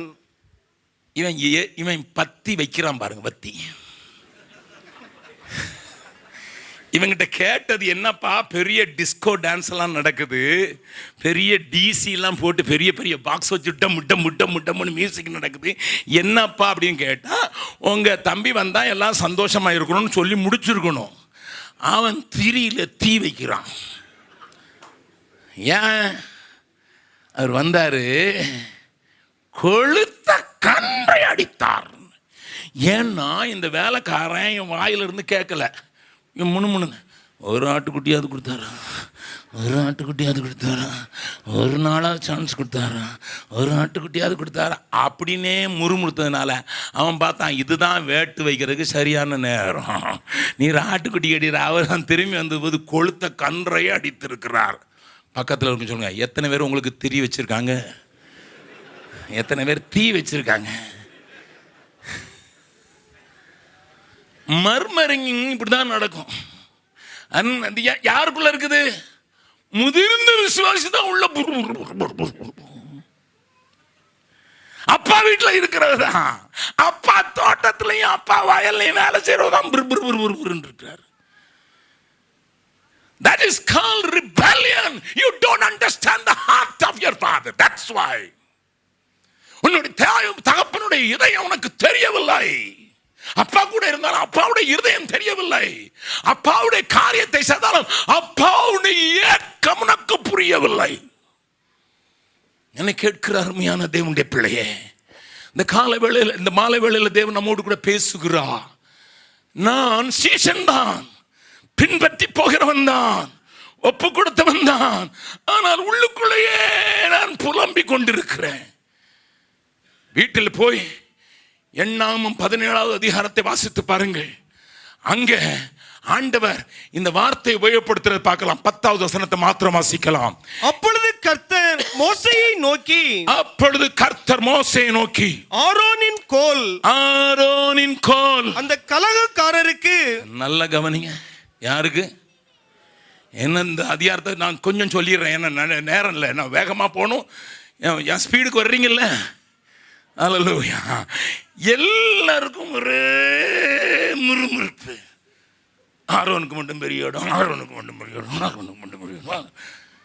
ஆண்டவரும் கேட்டு புளிச்சு போயிட்டார். எல்லாம் குசு குசுன்னு பேச ஆரம்பிச்சிட்டான். ஆரோனுக்கு மட்டும், ஆரோனுக்கு மட்டும், ஆரோனுக்கு மட்டும். ஆண்டவர் சொன்னார், 12 பேரையும் கோலை கொண்டு வர சொல்லு. எல்லாம் கோலை கொண்டு வந்தாங்க. கொண்டு என்னுடைய சன்னிதானத்தில் வை, ராத்திரி முழுதும் இருக்கட்டும். ஐ வில் ப்ரூவ் நவ. இப்போ நான் உனக்கு செய்து காட்ட போறேன். என்ன செய்து காட்ட போறேன்? ராத்திரியோட ராத்திரியா தலைத்து பூத்து கனிகள் கொண்டுக்கிற ஒரு கலை யார் இருக்குதோ அவன் தான் அதனால் அங்கீகரிக்கப்பட்டவன். Simple. I am going to prove. I want to put a full stop to the murmuring of my people. செங்கடல தாண்டோம், தண்ணீரை குடிச்சோம், வானத்தின் மன்னாவை சாப்பிட்டுக்கிட்டு தான் இருக்கிறோம். ஆனால் உள்ளே குரு குரு குரு குருன்னு இருப்போம். ஆண்டவர் பார்த்தாரு, கொண்டா எல்லாம் கொள்ள கொள்ள கொண்டா வையன் சன்னிதானத்தில். My presence will prove who is fruitful. My presence will prove who is fruitful. யார் கனி கொடுப்பான்னு நான் காட்டுறேன். வாசிக்கலாம் அந்த வசனத்தை. ஆரோனின் கோல் அந்த கலகக்காரருக்கு விரோதமான அடையாளமாகும் பொருட்டு. மற்ற 11 பேரையும் பார்த்து ஆண்டவர் கொடுக்கிற டைட்டில் என்ன சொல்லுங்க? நல்ல கவனிங்க. பக்கத்தில் சொல்லுங்க, பக்கத்தில் உங்க கைப்பிடி சொல்லுங்க. இன்னொருத்தனுக்கு மட்டும் சான்ஸ் கிடைக்குது, சான்ஸ் கிடைக்குது, சான்ஸ் கிடைக்குதுன்னு சொன்னா சொல்லுங்க, சொல்லுங்களேன், வாயை திறந்து சொல்லுங்களேன். நான் சொல்றேன்னு சொல்ல, நீங்க அடுத்தவங்களை சொல்றது நமக்கு நல்லா தெரியுமே. இன்னொருத்தனுக்கு மட்டும் சான்ஸ் கொடுக்குதாங்க, சான்ஸ் கொடுக்குறாங்க, சான்ஸ் கொடுக்குறாங்கன்னு தெரிஞ்சா அப்போ ஆண்டவர் நமக்கு கொடுக்கிற டைட்டில் கலகக்காரர். கஷ்டம்தான். ஆனால் அவர் பட்டம் கொடுத்தாருன்னா பார்த்து தான் கொடுப்பார். அவர் 1000 ரூபா வாங்கிட்டு டாக்டர் பட்டம் கொடுக்குறவர் அல்ல. அது நம்ம ஊரில் கொடுப்பாங்க. அவர் பார்த்து சோதிச்சு டெஸ்ட் பண்ணி மார்க்லாம் போட்டு தான் கொடுப்பார். எத்தனை பேருக்கு இந்த பட்டம் கிடைச்சிருக்கு? அல்லேலூயா சொல்லுங்க பார்க்கலாம். ரொம்ப சுதாரிப்பா இருக்கீங்க, ரொம்ப சுதாரிப்பா இருக்கிறீங்க. Listen sir, listen. அல்லேலூயா. ஆண்டவர் இவர்களை பார்த்து கலகக்காரர் என்கிறார். சரி, இன்னொரு கலகக்கார கூட்டத்தை காட்டி கொடுத்துரு. அப்பதான் நமக்கு கொஞ்சம் தெரியும். ஏன்னா நம்ம சில ஜெனரலாகவே பிரசங்கம் கேட்டு கேட்டு நம்ம கொஞ்சம் ஆழமே விளங்குறது இல்லை. வாசிக்கலாம். எரேமியா தீர்க்கதரிசியின் புஸ்தகம் 28வது அதிகாரம். எரேமியா புஸ்தகம் எங்க இருக்குன்னு தெரியுமா? 910வது பக்கம், 11வது பக்கம். அல்லேலூயா. பழைய ஏற்பாட்டில் எரேமியா தீர்க்கதரிசியின் புஸ்தகம் 28வது அதிகாரம் வாசிக்கலாம். 16வது வசனம், 15வது வசனத்தில் வாசிக்கலாம். பின்பு எரேமியா தீர்க்கதரிசி அனனியா என்கிற தீர்க்கதரிசியை நோக்கி, இப்பொழுதும் அனனியாவே கேள், கர்த்தர் உன்னை அனுப்பினதில்லை, கர்த்தர் உன்னை அனுப்பினது இல்லை. நீயோ இந்த ஜனத்தை பொய்யை நம்பும்படி செய்தாய். ஆகையால் இதோ உன்னை பூமியின் மேல் இராதபடிக்கு அகற்றி விடுவேன். இந்த வருஷத்திலே நீ சாவாய் என்று கர்த்தர் சொல்லுகிறார். தீர்க்கதரிசிக்கு தீர்க்க தரிசனம் வருது. கர்த்தருக்கு விரோதமாக விரோதமாய் என்ன காரணம்? கர்த்தருக்கு விரோதமாய் கலகம் உண்டாக பேசினாயே. கலகம் உண்டாக பேசினாயே. இவன் என்ன செய்வான் தெரியுமா? மர்மர் பண்ணி அடுத்தால குரூப்பிசம். செகண்ட் அங்க பாருங்க, ரெண்டாவது குரூப்பிசம். கொஞ்சம் வேற பொய்ய நம்ப முடியாது. கில்லாடி இதுக்கு தனக்கு ஒரு டைட்டில் வேற போட்டுக்கிடுவான், தீர்க்கதரிசி. சார், இன்றைய ஆவிக்குரிய உலகத்தில் நடக்கிற காரியங்களை உங்களுக்கு அடையாளம் காட்டி கொடுக்கிறேன். ஜனங்களை பொய்யை நம்பும்படி செய்கிற தீர்க்கதரிசி கலகக்காரன். அது தனக்கு ஒரு சாதகமான ஒரு கூட்டத்தை உண்டாக்கி கொடுவான். சமீபத்தில் ஒரு டிவியில வெளியான ஒரு காரியத்தை யூடியூப்ல பார்த்த ஒருவர் எனக்கு அனுப்பியிருந்தார். நான் அதை சொல்ல விரும்பவில்லை, ஏன்னா நீங்க போய் தேட ஆரம்பிச்சு நீங்களும் அந்த பொய்யை நம்பிடக்கூடாது. பட் ஐ டெல் யூ, கடைஞ்சி எடுத்த பொய். அவருக்கு தான் தமிழ்நாட்டில் பெரிய தீர்க்கதரிசின்னு பேர். சார், என் ஜனம் இன்றைக்கு அழிகிறது. பொய்யை நம்ப பண்ணுகிற, பொய்யானவைகளை தேவ தரிசனம் என்று சொல்லி அதை நம்ப செய்து அதை பின்பற்ற வைத்து அதற்கு பொருளை செலவழிக்க வைத்து அதில் வாழ்கிற ஒரு பெரிய கூட்டம் உண்டு. அவர்கள் என்ன செய்வார்கள்? பொய்யை நம்ப பண்ணியிருந்தனால கர்த்தர் சொல்கிறார், கர்த்தருக்கு விரோதமாய் கலகம் உண்டாக பேசினாயே. 17வது வசனத்தை வாசித்துருங்க. அப்படியே அனனியா என்கிற தீர்க்கதரிசி தான் அவ்வருஷத்திலே தானே 7ஆம் மாதத்தில் செத்து போனான். கொஞ்சம் பயமா தான் இருக்கு. அல்லேலூயா. சரி, ஒரு உதாரணம் தான் சொன்னான், பரவாயில்ல. ஆண்டவர் இன்னொரு உதாரணம் அடுத்த அதிகாரத்தில் எழுதி வச்சுட்டாரு. 29வது அதிகாரம் வாசிங்க. 29வது வசனம் வாசிங்க. எகனியா 31வது வசனத்திலிருந்து. சிறையிருக்கிற அனைவருக்கும் நீ சொல்லி அனுப்ப வேண்டியது என்னவென்றால் நெகலாமியனாகிய சமாயாவை குறித்து கர்த்தர் சமாயாவை நான் அனுப்பாதிருந்தும் அங்க அனனியாவை பத்தி சொன்னாது, நான் அனுப்பல. ஆனா தீர்க்கதரிசி டைட்டில் போட்டிருக்க, நான் அனுப்பலப்பா, நீனே தான் டைட்டில் போட்டுக்கிட்ட. இங்க செமாயாவை பற்றி சொல்றாரு, நான் அனுப்பாதிருந்தும் அவன் உங்களுக்கு தீர்க்க தரிசனம் சொல்லி உங்களை பொய்யை நம்ப பண்ணுகிறபடியினால் இதோ நான் நெகலமியனாகிய சமாயாவையும் அவன் சந்ததியையும் தண்டிப்பேன். இந்த ஜனத்தின் நடுவிலே குடியிருப்பவன் ஒருவனும் அவனுக்கு இல்லாதிருப்பான். அங்க அனனியாவோட போச்சு, இது அடியோட போகுது. பக்கத்தில் சொல்லுங்க, மற்றவங்களை பொய்ய நம்புற மாதிரி பேசாதீங்க. சொல்லுங்க. மற்றவங்களை பொய்ய நம்ப பண்ற மாதிரி பேசாதீங்க. தமிழ்நாட்டில் ஒரு பழமொழி சொல்லுவாங்க, 10 தடவை பொய் பேசினா அது உண்மையாயிருமா. இன்னொரு பழமொழி கரூர் பக்கத்தில் சொல்லுவாங்க, பொய் போடுற போடல உண்மை திருன்னு முழிக்குதான்.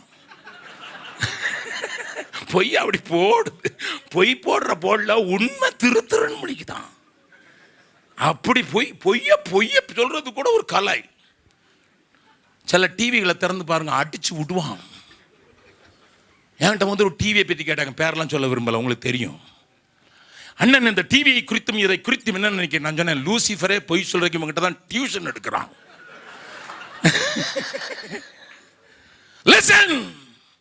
ஜனங்களை பொய்யை நம்ப பண்ணுகிறவன அங்க அனனியாவை அடிச்சாரு, இங்க அடியோட அடிச்சாரு. பக்கத்துல சொல்லுங்க, யாரையாவது பொய்யை நம்ப பண்றதுக்கு நீங்க ட்ரை பண்ணீங்கன்னா நீங்க போனா கூட பரவாயில்ல, அடியோட போயிரும். வாசிங்க போ. நான் என் ஜனத்துக்கு செய்யும் நன்மையை அவன் காண்பதில்லை என்று கர்த்தர் சொல்லுகிறார். கர்த்தருக்கு விரோதமாய் என்னமா ஆண்டவருடைய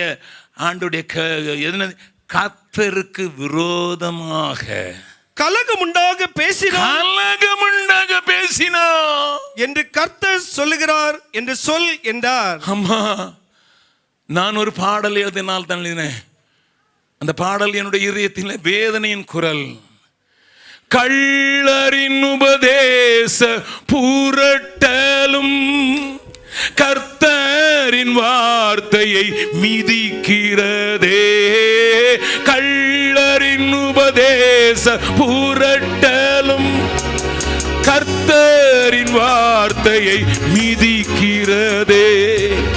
கல்வாரி நாயனின் கதறலும் கவனிப்பாரற்று போகிறதே.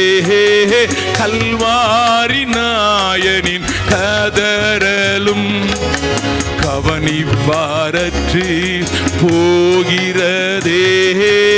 2000 ஆண்டு ஆகியும் இந்தியா இயேசுவை அறியலையே. 2000 ஆண்டு இந்தியா இயேசுவை அறியலையே. தெரிந்தவர்கள் என்னோட பாடலாமா? கள்ளரின் புரட்டலும் கர்த்தரின் வார்த்தையை மிதிக்கிறதே. கள்ளரின் உபதேச புரட்டலும் கர்த்தரின் வார்த்தையை மிதிக்கிறதே. கல்வாரி நாயனின் கதறலும் கவனிப்பாரற்று போகிறதே. கல்வாரி நாயனின் கதறலும் கவனிப்பாரற்று போகிறதே. 2000 ஆண்டு ஆகியும் இந்தியா இயேசுவை அறியலையே. 2000 ஆண்டு ஆகியும் இந்தியா இயேசுவை அறியலையே. முதல்ல குறுமா, அதுக்கு பிறகு குரூப் உண்டாக்குவான், அதுக்கு பிறகு என்ன செய்வான்னு 3வது பார்த்துடலாம். நெகேமியா தீர்க்கதரிசியின் புஸ்தகம், நெகேமியாவின் புஸ்தகத்தில் நாம் பார்க்கலாம். நெகேமியாவின் புஸ்தகம் 9வது அதிகாரம் 17வது வசனத்தை வாசிக்கலாம். அவர்கள் செவி கொடுக்க மனதில்லாமலும் அவர்களிடத்திலே நீர் செய்த உம்முடைய அற்புதங்களை நினையாமலும் போய் தங்கள் கழுத்தை கடினப்படுத்தி தங்கள் அடிமைத்தனத்துக்கு திரும்பும்படிக்கு அவர்கள் கலகம் பண்ணி ஒரு தலைவனை ஏற்படுத்தினார்கள். They find a leader. எல்லா அரசியல் கட்சியிலும் உண்டு, எல்லா ஆவிக்குரிய சபையிலும் உண்டு. முதல்ல குறுமா, அதுக்கு பிறகு குரூப் உண்டாக்குவான், பொய்யெல்லாம் நம்பும்படியா எல்லாத்தையும் சேர்த்து எடுத்துக்குவான். அதுக்கு பிறகு வாங்கடா போகலாம். நல்லா கவனிங்க. இன்றைக்கு உபதேச புரட்டல்களை குறித்து நான் உங்களுக்கு சொல்லணும் கொஞ்சம். இன்றைக்கு உபதேசம் உங்கள் ஊர்லேயும் இந்த சபை இருக்குது, தைரியமாகவே சொல்கிறேன். சென்னையில் இருக்குது, சிங்கப்பூரில் இருக்குது, அமெரிக்காவில் இருக்குது, உலகம் முழுதும் இப்போ ஜென்னு. ஏன்னா ஏசு எல்லாத்தையும் சுமந்து தீர்த்தனால நீ என்ன பாவம் பண்ணு போ, ஏசு விசுவாசம் போதும். நீ விபச்சாரம் பண்ணலாம், ஏன்னா ஏசு தான் விபச்சார பாவத்துக்கும் அங்கே அடிபட்டாரு, அதனால பண்ணலான்னு சொன்ன சிங்கப்பூரில் முழு இளைஞர்களும் அங்கே போய் சேர்ந்துட்டாங்க. இந்த ஊருக்கும் இருக்கு. You can live as you like. They call it கிருபையின் காலம், கிருபையில் வாழ்கிறோம். I believe.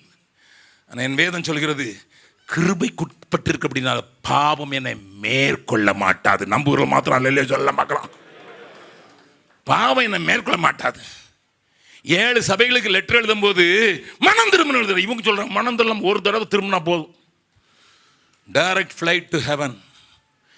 இடையில எங்கன அட்லாண்டிக்குள்ளே போனாலும் சரி, MH370 இருந்தாலும் சரிதான், டைரக்ட் ஃபிளைட்.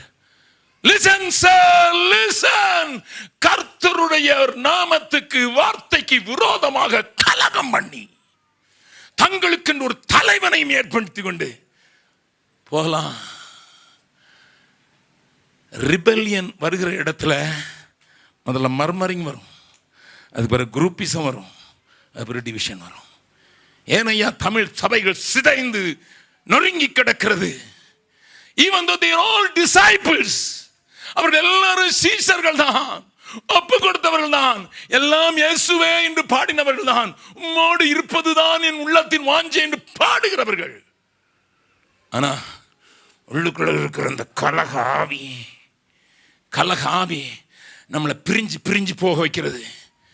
இந்த சபைக்கு ஒரு தடவை நான் பாஸ்டர் இந்த சபையில் நான் பேசும்போது சொன்னார், வராதிங்கப்பா, இடம் இல்லைப்பா. அது ரைட், இடம் இல்லை, அங்கே எங்கேயாவது போய் ஆராதி. ரைட், இடம் இல்லையே, இடம் இல்லைன்னா எங்கேயாவது போய் ஆராதிக்க வேண்டியது, இடம் கிடைக்கிற இடத்துல ஆராதிக்க வேண்டியது. That's a right direction. இல்லை இங்கே தான் வரனா ஏன்னா ஒருத்தர் தலைமையில் ஒருத்தர் உட்கார்ந்துருக்கிறதா, அப்படி பிரிஞ்சு போகிறது சொல்ல. இல்லை பாஸ்டர், நான் இங்கிலீஷில் தான் ஆராதனை நடத்த போகிறேன், நீங்கள் தமிழ்லையே பேசுகிறீங்க, எங்கள் பிள்ளைங்களுக்குலாம் ஒன்றும் வழங்க மாட்டேங்குது, நீங்கள் சொல்கிறதெல்லாம் அவன் கெட்ட வார்த்தை நினச்சிக்கிட்டு இருக்கான். நான் என் பிள்ளைங்களை கூட்டிட்டு இங்கிலீஷில் குட் கோ. எங்கள் கூட கொஞ்சம் ஹிந்தி ஆட்கள் இருக்காங்க, பாஸ்டர் நீங்கள் தமிழ்லேயே சொல்கிறீங்க, ஒரு ஹிந்தி டிரான்ஸ்லேஷன். ஏன்பா தமிழ் ஆளுங்க இந்தியை வெளுக்க ஆளுங்க பாருங்க. அவர் சொன்னார்னா உடனே ஹிந்தி சர்வீஸ் ஆரம்பிக்க போகிறேன். என்ன pastor? Oh come on, based on your language, based on the space condensi, based on some doctrine. ஆனா ஒரே டாக்டரின், ஒரே விசுவாசம், ஒரே ஞானஸ்நானம், நான் தோளில் கை கூட போட மாட்டேன். இதுக்கு பேர் தான் கலகத்தின் ஆவி. புரிந்து கொள்ளுங்கள், புரிந்து கொள்ளுங்கள், புரிந்து கொள்ளுங்கள் ஐயா. உங்களில் கலகம் உண்டாக பேசினார்கள் என்று சொல்லி நெகேமியா புலம்புறான். சரி, அடுத்தது ரெண்டாவது, அடுத்த ஸ்லைட் போடுங்க தம்பி. ரெண்டாவது நமக்குள்ள காணப்படுகிறது என்ன தெரியுமா? இந்த ரிபெல்லியனை ஒருவேளை மேற்கொண்டிருப்போம். I will not rebel anymore. ஆனால் அது அந்த அடுத்தது காட்டுங்க, நீங்கள் டைம் இல்லை எல்லாத்தையும் காட்டு பார்க்குறதுக்கு. டிவிஷன் மர்மரிங் ஸ்பிரிட்டில் ஆரம்பிக்கும், groupism mentally and division physically. அதுக்கு அடுத்த ஸ்லைட் போடுங்க. அடுத்தால பாருங்க, செல்ஃபிஷ்னஸ். ஆமாம், இது எல்லாருக்கும் இருக்கு, எல்லாருக்கும் இருந்து ஆகணும். இயேசு சொன்னாரு உன்னை நேசிக்கிறது போல. சொல்லுங்க எல்லாரும். முதல்ல என்ன சொன்னாரு? உன்னை நேசி. நான் எதுக்கு தெரியுமா சட்டை போட்டிருக்கேன்? why do you have a dress?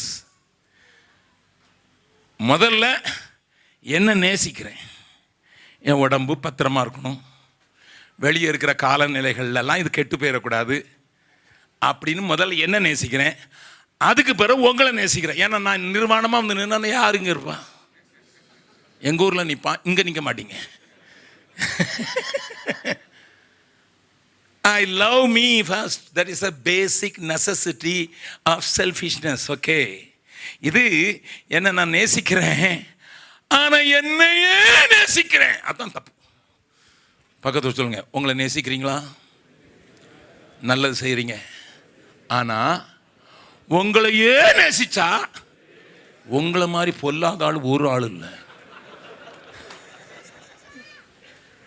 நான் தான் சொன்னேன், ஐஸ்வர்யவான் சம்பிரமமாய் வாழ்ந்தான், எச்சி கையால் காக்கா கூட விரட்ட மாட்டான். ஆனால் 2 சோத்து பிறகு அங்கே போயிடுச்சுன்னா எவனாச்சும் எடுத்து தின்றுவானே. அவ்வளோ செல்ஃபிஷ்னஸ். அவனை தீக்கில் போட்டாலும் அங்கேயும் ஒரு சொட்டு தண்ணி தான் கேட்பான வழிய 1 லிட்டர் தண்ணி கேட்க மாட்டான். He will be selfish. நல்லா கவனிங்க, அந்த சீஷர்கள் தான் எல்லாத்தையும் விட்டுட்டு வந்தாங்க. அவங்க என்ன கேட்குறாங்க தெரியுமா? அவனுக்குள்ள காணப்படுகிற செல்ஃபிஷ்னஸ் கொஞ்சம் வேகமாக காட்டி கொடுத்துட்றேன். வாசிக்கலாம், லூக்கா 12வது அதிகாரம் 41வது வசனம். அப்பொழுது பேதுரு அவரை நோக்கி, ஆண்டவர் என்ன சொல்ல போது அப்பொழுதுங்கன்னு ஒன்று நிறுத்துங்க பிரதர். அப்பொழுதுங்கிறதுக்கு முன்னால எப்பொழுது அந்த கேள்வி வரணும். எப்பொழுது வாசிக்கலாம்? 12வது அதிகாரம், லூக்கா 12வது அதிகாரத்தில் இந்த வசனத்தை வாசிக்கலாம். 34வது வசனம்.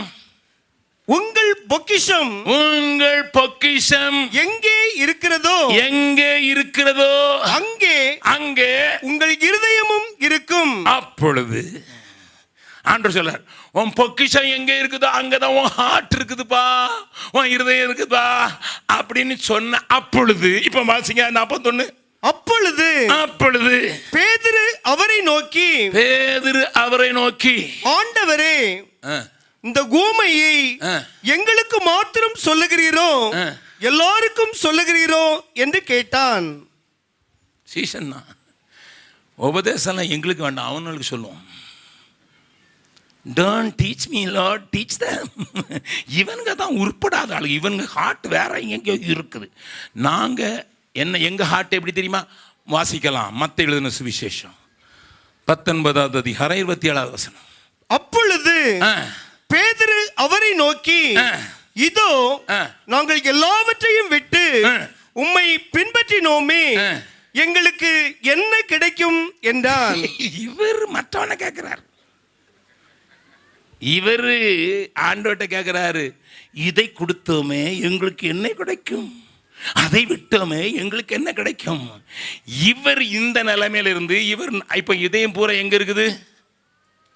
என்ன கிடைக்கும், என்ன கிடைக்கும், என்ன கிடைக்கும், என்ன கிடைக்கும்னுட்டு இவர் இப்ப ஆண்டவர் சொல்றார், உன் இருதயம் எங்க இருக்குதுன்னா உன் பொக்கிஷம் எங்க இருக்குதோ அங்கதான் உன் இருதயம் இருக்கணும்னு. உடனே எங்களுக்கா சொல்றீர்? அவனுங்களுக்கு தானே சொல்றீரு. சரியோ, பேர் சொல்லி சொல்லு ஆண்டவரை. இதான் சீசன். நம்ம கேட்கிற பிரசங்கம் கேட்கும் போது இங்கிருந்து வரும்போதே அங்க உட்காந்து கொஞ்சம் பேர் யோசிச்சுட்டோம், அகஸ்டின் வாங்குறாரு பாரு இவனுங்களை. இவர் அடி வாங்கிட்டு இருக்கிறாரு, ஆனா இவனை வாங்குறாரு, இவனை வாங்குறாரு, அவனை வாங்குறாரு, அவளை வாங்குறாரு. பக்கத்தில் கைப்பிடி சொல்லுங்க, உங்களை பற்றி சொல்லல, நீங்க நல்ல மனுஷன். See, we are so self-centered. We are so self-centered, self-centered. என்னோட அருமையான டாக்டர் அசோக் சொன்னாரு, நாங்க 582 விபச்சாரத்தில் பிறந்த விபச்சாரிகளுக்கு பிறந்த அந்த பிள்ளைகளை வளர்க்கிறோன்ட்டு. அந்த ஊழியத்தை ஆரம்பிக்கும் போது ஒரு 80 பிள்ளைங்களை மாத்திரம் கூப்பிட்டு, ஒரு நாள் 4 மாதத்துக்கு பிறகு இந்த ஊழியத்தை ஆரம்பித்தேன். 4வது மாதத்தில் அந்த 80 பிள்ளைங்களை மாத்திரம் கூப்பிட்டு டிசம்பர் மாதத்தில் நானும் என் மனைவி என் பிள்ளைகளும் we want to spend the whole day with them. 80 பிள்ளைங்க.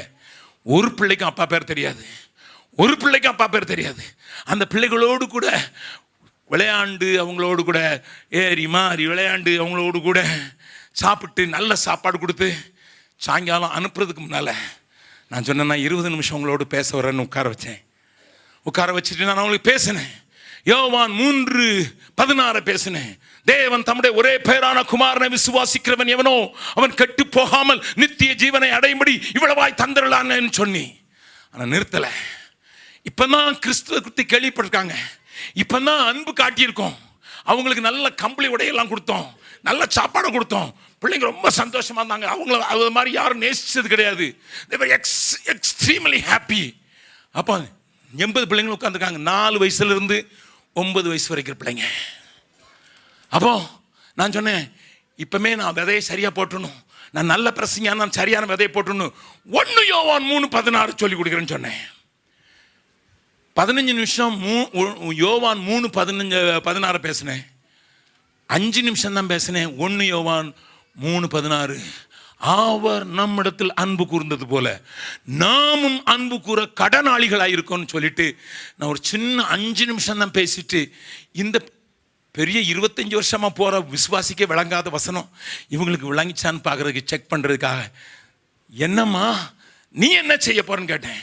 உடனே முதல்ல அவசர அவசரமா ஒரு 4 வயசு வாண்டி எந்திரிச்சு நின்று, அங்கிள் அங்கிள் எனக்கு 2 சப்பாத்தி இருந்து நான் 1 கொடுத்துருவேன்.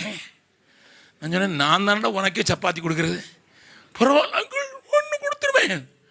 அடுத்தால இன்னொரு பையன் 6 வயசு பையன் இருந்தான். அங்கிள் எனக்கு 2 பேண்ட் இருந்து நான் ஒன்றை கொடுத்துருவேன். நான் சொன்னேன், நீ யுவர் பேண்ட்லெஸ், பேண்ட் இல்லாமல் இருந்து நான் கூப்பிட்டு 2 பேண்ட் வாங்கி கொடுத்துருக்கேன், ஒன்றை கொடுத்துருவேன். ஒன்று இருந்தான் அங்கிள் தோச்சு போட்டுக்கிடுவேன். 9 வயதான சுமித்ரா எழுந்து நின்றாள். அழகா இருப்பா. such a beautiful girl at the age of 9. அவ எந்திரிச்சுன்னு சொன்னா, அங்கிள் நான் எங்க ஆளுங்கிட்ட போய் இனி பாவம் செய்யாதீங்கன்னு சொல்லுவேன். நான் அழுதுட்டேன்.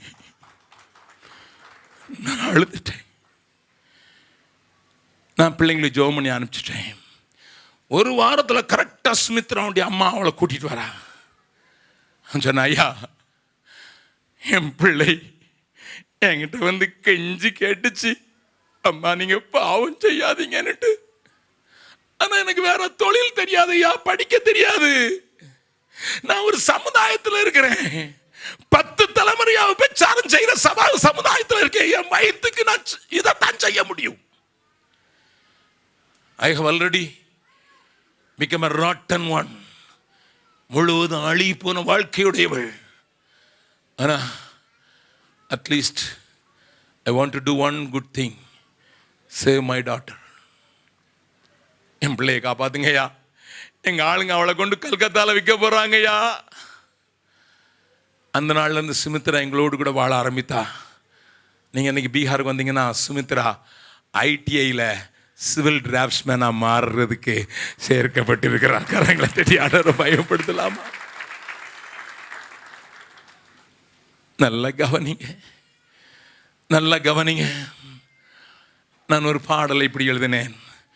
உலகின் மாயை வலையில் வீழ்ந்தேன், தப்பிடாமல் சிக்குண்டேனே. உலகின் மாயை வலையில் வீழ்ந்தேன், தப்பிடாமல் சிக்குண்டேனே. உன்னத ஆவி ஊற்றி மகிழ்ந்தி, உன்னத ஆவி ஊற்றி மகிழ்ந்தி. வெறுத்திட்டேன் உலகத்தின் பெருமைகளை, என் ஜீவன் ஆனாலும் சாவானாலும் பின்பற்றுவேன். தெரிந்தவர்கள் பாடலாமா? என் ஜீவன் ஆனாலும் சாவானாலும் பின்பற்றுவேன். நன்மை ஒன்றும் இல்லாதிருந்தும் பின்னையும் நேசித்தீர் என் இயேசுநாதா. நன்மை ஒன்றும் இல்லாதிருந்தும் பின்னையும் நேசித்தீர் என் இயேசுநாதா. என் ஜீவன் ஆனாலும் சாவானாலும் பின்பற்றுவேன். என் ஜீவன்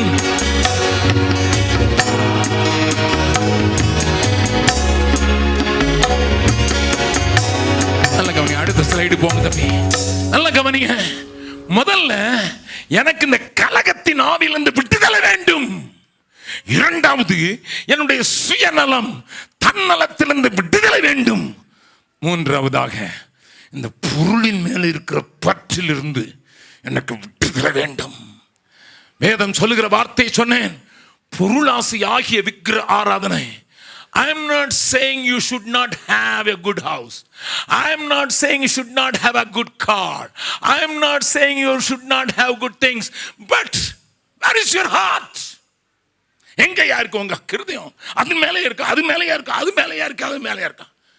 ஒரு வீட்டுக்கு போயிருந்தேன், எல்லாம் நல்ல டைல்ஸில் போட்டிருந்தாங்க. அவங்க வீட்டில் இருக்கிற 3 வயசு பிள்ளை அங்கெங்கேயோ சகதியில் விளையாடிட்டு தான் கையை வச்சு எரிச்சு விட்டுச்சு. வந்தாங்க பார்க்கணும், நம்ம டம்மு டம்மு. நான் சொன்னேன், ஒரு பிள்ளை வச்சுருக்கீங்க இப்படி அடிக்கிறீங்களே சிஸ்டர், பாருங்க பிரதர் எவ்வளோ பணம் கொடுத்து டைல்ஸ் வாங்கி மாட்டியிருக்கோம். நான் சொன்னேன், அந்த டெய்லை விட இந்த டைல் ஒன் டெய்லை ஒட்டினா சரியாக இருக்கும். அது ஒட்டிக்கிட்டு தான் இருக்குது. அதுக்கு தண்ணி போட்டால் போயிடும். பிள்ளைக்கு சொல்லிக் கொடுக்கலாம், அம்மா அழுக்க கொண்டு வந்து வீட்டுக்குள்ளே வைக்கக்கூடாதுன்னு சொல்லிக் கொடுக்கலாம். இப்படியா? எவ்வளோ கஷ்டப்பட்டு தெரியுமா எங்கள் வீட்டுக்காரரு சம்பாதிக்கிறாரு. அடே, உங்கள் வீட்டுக்காரர் சம்பாதிக்கிறாருன்னா அவர் தானே பெத்தார் இதையும். அது மட்டும் இல்லை, நீனும் கஷ்டப்பட்டு தானே பெத்த. இப்போ கஷ்டப்பட்டு அடிக்கிறிய. என் முன்னாலே நடுங்கி போயிட்டாங்க, இந்த ஆள்கிட்ட மாட்டினமேன்ட்டு. நான் யார்ட்டையுமே ஓப்பனாக சொல்கிற ஆள் தானே. நல்லா கவனிங்க, எத்தனை பொருள் ஆசை, பொருட்கள் மேலே கண்ணு போச்சுன்னா அப்படின்னு நம்ம பாடுறோம். அதோடு சரி. There are a lot of disciples don't have deliverance, including great servants of God. I want to repeat it again.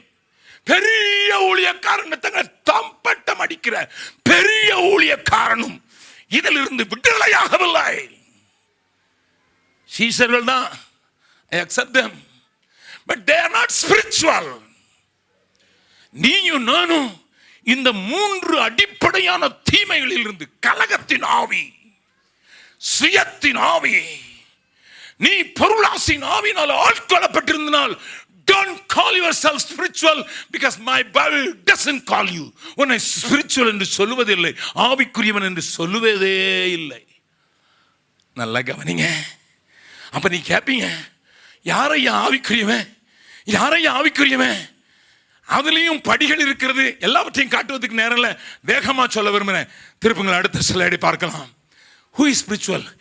If you are delivered from these things, சீக்கராயிருந்து மத மார்க்க சம்மத்தை பின்பற்றி டிசைபிளா மாறி, இப்போ அடுத்த ஸ்டெப்புக்கு next step, now you become spiritual. How? ஐயா எப்படி ஐயா சொல்லிக் கொடுங்க brother Jebakumar.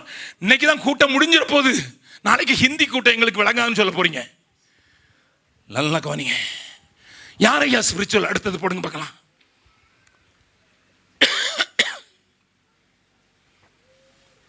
The first man, கொலோசையர் 1வது அதிகாரம் 9வது வசனத்தை வாசிக்கலாம். கொலோசையர்கள் நிருபம் 1வது அதிகாரம் 9வது வசனம்.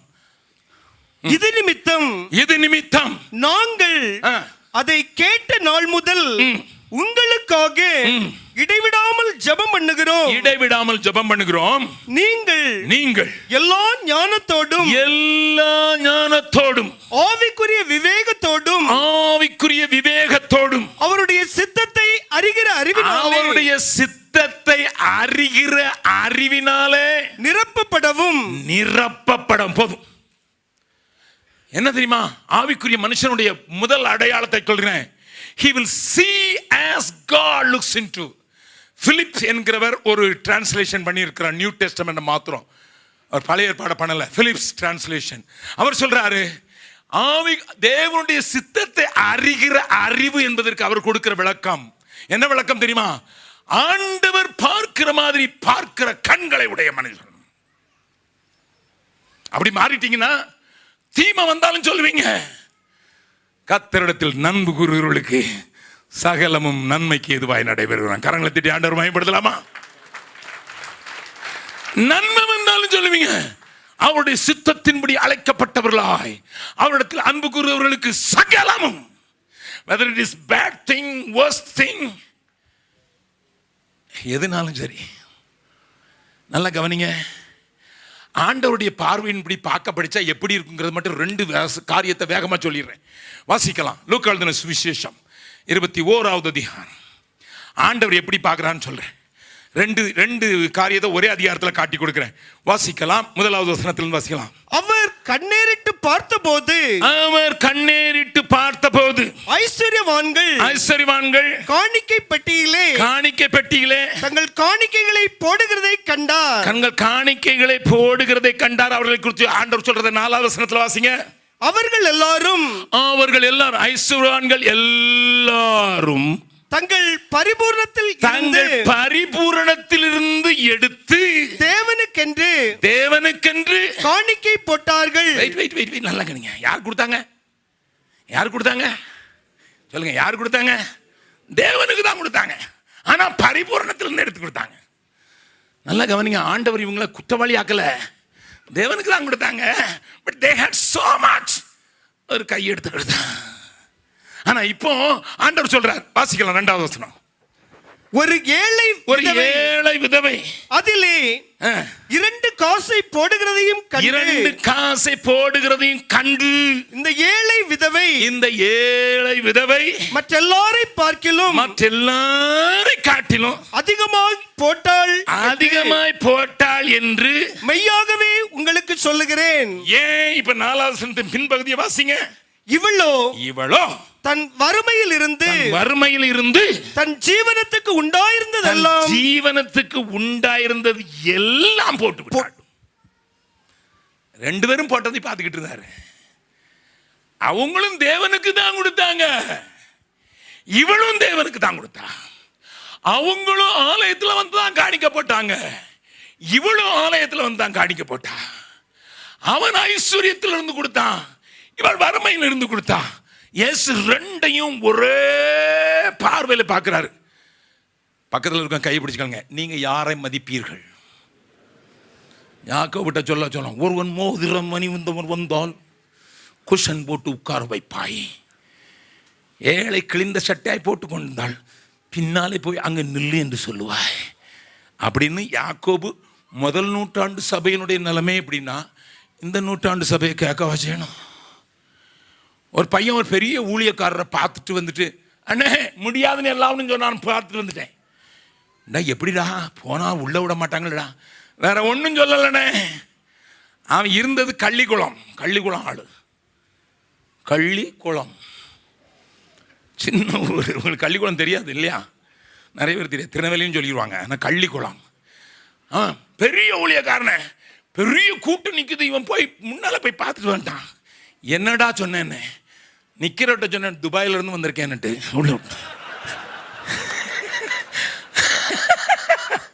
துபாயில இருந்து வந்தார்னா திருப்பதியில ஸ்பெஷல் வாசல் அமிதாப் பச்சனுக்கு வச்சிருக்க மாதிரி இவங்களுக்கு உண்டு. பாக்கியசாலிகள் ஐயா. நானும் பீகார்ல இருந்து வந்தேன்னா ஒருத்தன் உள்ள விட மாட்டேங்கிறான். நான் 10,000 பேருக்கு வாங்க கூப்பிடுறீங்க, வாங்க ஐயா பிரசங்கம் பண்ணுங்கன்னு சொன்னா வர மாட்டேன். என் ஷெட்யூல் ரொம்ப பெருசு. அவர் எங்க இருக்கிறான்னா ஐரோப்பாவில் 10 பேருக்கு வீட்டு கூட்டத்தில் பேசிட்டு நிற்கிறாரு. நம்ம பார்வைக்கும் தேவ பார்வைக்கும் எவ்வளவு பெரிய வித்தியாசம் பார்த்தீங்களா? ஒரு சின்ன மனுஷனை பற்றி சொல்லணுமா? திண்டுக்கல்ல கூட்டத்தை பேசிட்டு வெளியே அவசரமா ஓடி வந்துட்டேன். நான் கூட்டத்தில் கடைசியில் நிற்கிறது இல்லை, ஓடிடுறது. ஆனால் அந்த திண்டுக்கல்ல ஒரு ஹை ஸ்கூல் CSI ஸ்கூலில் பெரிய ஸ்பீட் பிரேக்கர் போட்டிருந்தாங்க. நான் வச்சிருந்த காரு தட்டும். அதனால எங்கள் டிரைவர் வேகமாக கொண்டு போனவர், அண்ணே இறங்கிங்கிறாரு. கூட்டம் பின்னால் ஓடி வருது. நாங்கள் எப்படியாவது தட்டிட்டு போப்பான்னு சொல்லும் போது வண்டி ரொம்ப நிறுத்தி மெல்ல மெல்ல மெல்ல அதுக்குள்ளே ஒருத்தர் ஓடி வந்தார். சின்ன மனுஷன், செல்வன் பேர். அவர் என் கையில் ஒரு பார்சல் கொடுத்துட்டு அதுக்குள்ளே கார் அந்த பக்கம் போயிட்டு பின்னால் ஆட்கள் 150 பேர் ஓடிறாங்க. அழுத்தியாச்சு. அவர் சொன்னார், அண்ணே அதில் என் ஃபோன் நம்பர் எழுதி ஃபோன் பண்ணுங்க. வீட்டில் போய் உட்காந்து ஃபோன் பண்ணேன். அவர் சொன்னார், அண்ணே உங்கள் பிரசங்க என்ன அசைச்சது. நான் யாருன்னு சொல்கிறேனே, என் பேர் செல்வம், நான் கோயம்புத்தூர்லேருந்து வந்திருக்கேன், உங்கள் மீட்டிங்காக வந்தேன். நீங்கள் ஒரு கூட்டத்தில் சொன்னீங்க 1182 சபை இருக்கு, நிறைய சபைக்கு கட்டடம் இல்லை தான், ஆனால் என் மக்கள் வந்து பாருங்க உற்சாகமாக ஆராதிப்பாங்க, மழையிலையும் குளிர்லையும் ஆராதிக்கிற பாருங்கன்னு சொன்னீங்க. அது என்னை தொட்டுச்சு. எனக்கு இருக்கிற ஒரே சொத்து என் சைக்கிள், ஒரு டீ கேன். நான் IT மக்களுக்கு ஆஃபீஸ்குள்ளே போய் டீ விற்கிறேன். எனக்கு சொந்த கடை கிடையாது. எனக்கு இந்த ஒரு மொப்படு வாங்குறதுக்கு காசு கிடையாது. எனக்கு 2 பிள்ளைங்க இருக்காங்க, எனக்கு மனைவி இருக்கிறா.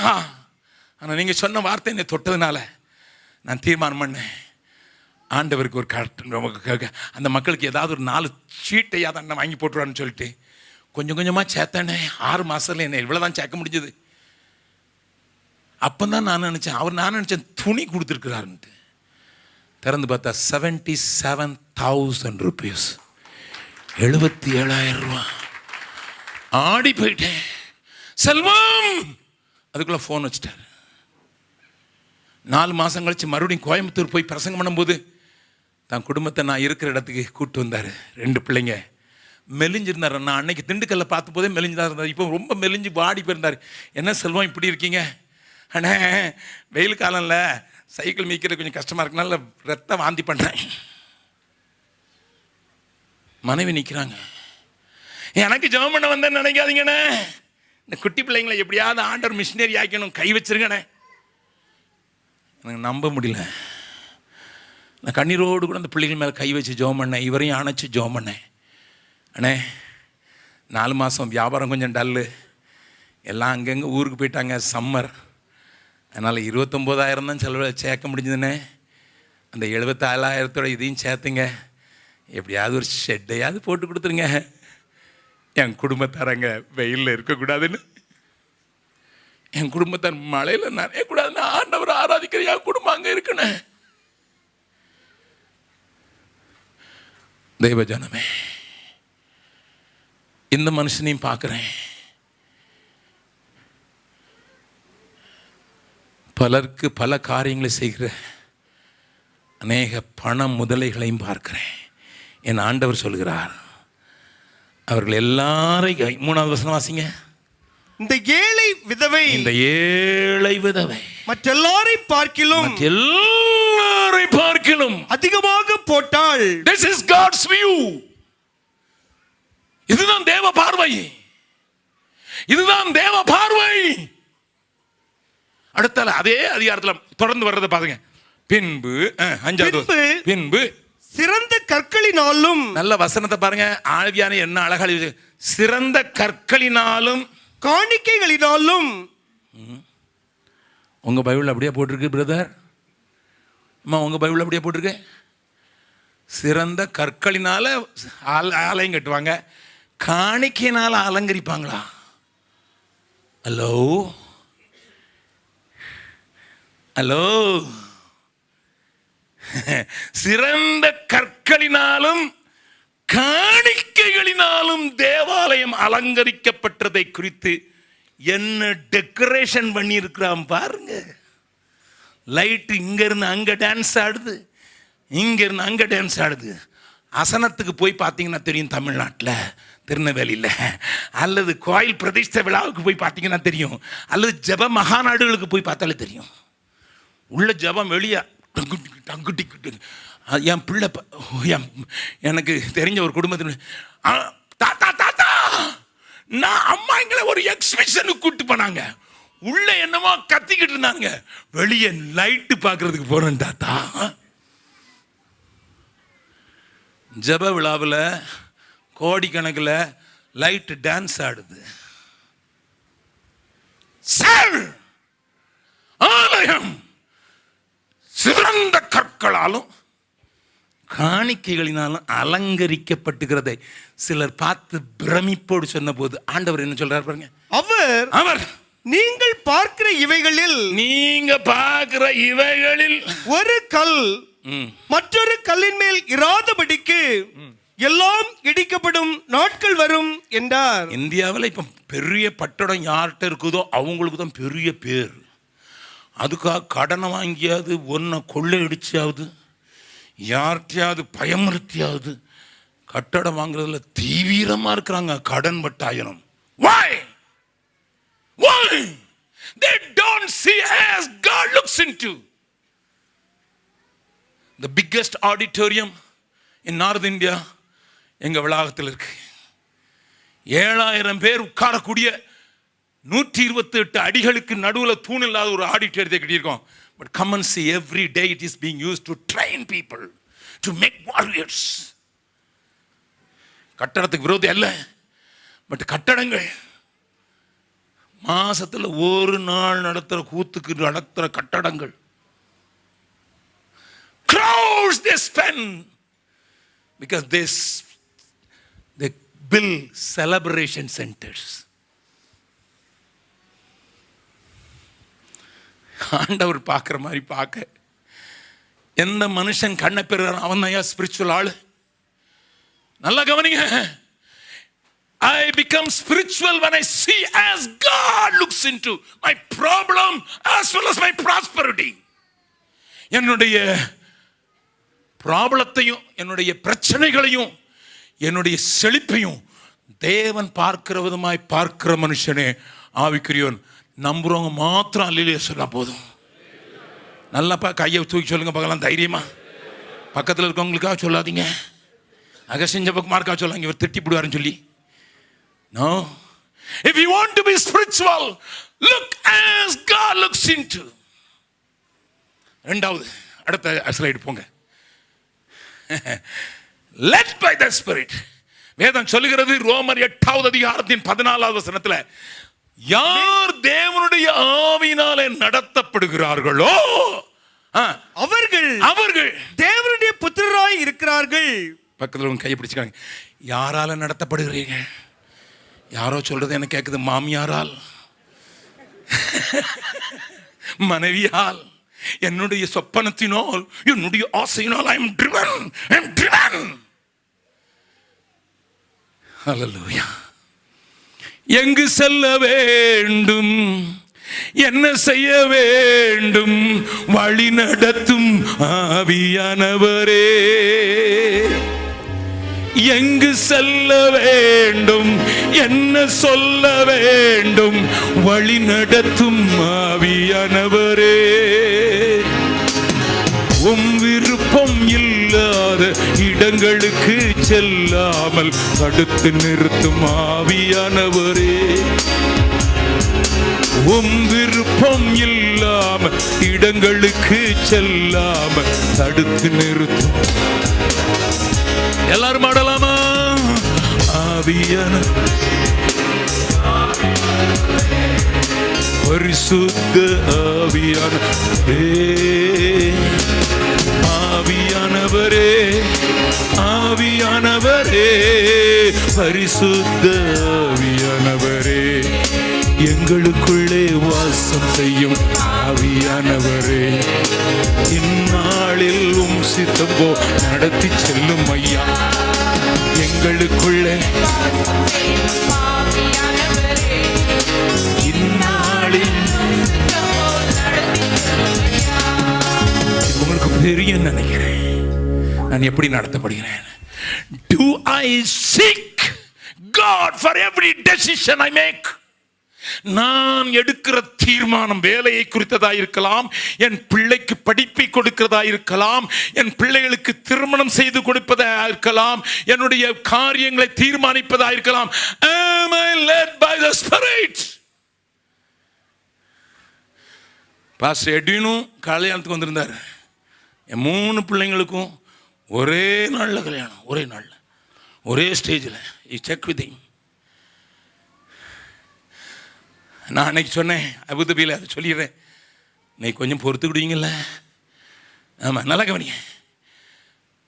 2 வருஷத்துக்கு முன்னால் சொல்லிட்டேன், 2011 சொல்லிட்டேன். 2013 பிப்ரவரி மாதம் 14ஆம் தேதி 3 பிள்ளைங்களுக்கு கல்யாணம். எல்லாரும் கேட்டாங்க, மாப்பிள்ளை யார், பொண்ணு யார் தெரியாது. செப்டம்பர் மாதத்தில் என் மகா சொன்னான். நான் கால்குலேட் பண்ணி தான் வச்சேன், பெரிய வெளிப்பாடெல்லாம் இல்லை. அவள் படிப்பை முடிச்சுட்டு வந்துடுவா, எல்லாம் சரியாக இருக்கும் அப்படின்னு 3 பேருக்கும் ஒரே நேரம் கல்யாணம் வச்சிடலான்ட்டு. என் மக சொன்னா செப்டம்பர் மாதத்தில், டாடி நீங்கள் கல்யாணம் கட்ட மாதிரி எங்களுக்கு வச்சிடாதீங்க, திடீர்னு ஒருத்தனை கொண்டு நிறுத்தி இவனை கட்டுடான்னா எனக்கு கொஞ்சம் கஷ்டமாக இருக்கும். முதல்ல யாருன்னு காட்டி கொடுங்க, சரியா இல்லையா நான் பார்த்துக்கிட்டேன். நல்ல பிள்ளை, நானே பார்த்துட்டு போகன்னு சொல்லலை, நான் ஜோம் பண்ணேன். அப்போ தான் ஜோம் பண்ண ஆரம்பித்தேன். செப்டம்பர் மாதம் 2012 ஜோம் பண்ணும்போது ஆண்டவர் எங்கள் கூட இருக்கிற ஒரு மிஷினரியுடைய குடும்பத்தினுடைய முதல் மகனை எனக்கு காட்டுறாரு. ஆண்டவர் சொல்கிறாரு, இந்த பையன் தான் உன் பிள்ளைக்கு. சரி, தேவ சமூகத்தை நோக்கினேன். ஆண்டவர் காட்டி கொடுத்தாரு. ராத்திரி ஜோம் பண்ணிவிட்டு எனக்கு ஒரு நிச்சயம் வந்துட்டு, இஸ் அ பாய். அவனும் மிஷினரியாக எம்டெக் முடிச்சுட்டு MBA பண்ணிக்கிட்டு இருக்கான். அவன் மிஷினரியாக ஜாயின் பண்ணிட்டான். அதனால சரி, மகா மெடிக்கல் படிச்சிருக்கான், அவளுக்கு சரியாக தான் இருக்கும் அப்படின்னு நினச்சி காலையில் டிஃபன் பண்ணும்போதே நான் அவளை பார்த்தோன்னே, ஜாய் ஜாய், நீ கேட்ட கேள்விக்கு நான் பதில் கண்டுபிடிச்சிட்டேன். அப்பா சொல்கிறத நீ என்ன செய்வேன்? நான் சொன்னேன், நான் உனக்கு ஒரு மாப்பிள்ளை பார்த்துருக்கேன். பார்த்துக்கலீங்களா டி? என்ன பேர் டேடி? நான் சொன்னேன், ஆஷிஷ் டேனியல். எந்திரிச்சு நின்றுட்டான். டேடி, அவன் ஏன் கூட படித்தான், என்கிட்ட 10 தடவை அடி வாங்கியிருப்பான். அவனை யாரா கட்டணும்? என் மகா கொஞ்சம் ஆள் கலாட்டா பேர் வழி. அப்பாவுக்கு பிள்ளை தப்பாம பிறந்திருக்குது. என்கிட்ட அடி வாங்கினவன். அது மட்டும் இல்லை, அவங்க அம்மா தான் எனக்கு இங்கிலீஷ் டீச்சராக இருந்தாங்க. நான் கொஞ்சம் சேட்டை பண்ணுறதுனால ஒரு ஸ்டிக்கர் வந்தது, பெரிய ஸ்டிக்கர், ஃப்ரீ அப்படின்னுட்டு. அவங்க 6th ஸ்டாண்டர்ட் படிக்கும்போது அவங்களுக்கு தெரியாமலே அவங்களுக்கு பின்னால் ஒட்டி விட்டுட்டேன். எல்லாம் நடக்கிறாங்க, அவங்க ஃப்ரீன்னு பிள்ளைங்கள்லாம் சிரிக்கிறாங்க. அவங்க நினைக்கிறாங்க என்னடா இது, எல்லாம் பிள்ளைங்க சிரிக்கிறாங்கன்னுட்டு கிளாஸை முடிச்சுட்டு அடுத்த கிளாஸில் போகும்போது அங்கே பிள்ளைங்க கொல்லுன்னு சிரிச்சிட்டு. உடனே அவங்களுக்கு என்னன்னு கேட்டாங்க. ஒரு பிள்ளை சொல்லிட்டு, மேடம் உங்கள் பின்னால் ஃப்ரீன்னு எழுதி ஒட்டியிருக்குது. இவனுக்கு தெரிஞ்சு இந்த கிளாஸில் தான் நடந்திருக்கேன், ஏன்னா அங்கே தான் துரிச்சானுக்கிட்டு வந்து கண்டுபிடிச்சிட்டாங்க ஜாய் தான்ட்டு. அவளை பிடிச்சிட்டு போய் பிரின்ஸிபல் விட்டு, ஒன்று இவா இருக்கணும் இல்லைன்னா நான் இருக்கணும். அவங்களே எனக்கு மாமியார். அடுத்த கேள்வி, நல்ல கவனிங்க. அதோட நிக்கல. நான் சொன்னேன், அம்மா நீ ஜோம் பண்ணு, உனக்கு விருப்பமானா சொல்லு. நான் காற்றல், நான் தெரிந்து கொள்ளல, தேவன் தெரிந்து கொண்ட. என் மருமகன் கலரில் பனைமரத்தில் மழை பெஞ்ச எந்த கலரோ அந்த கலர் தான்.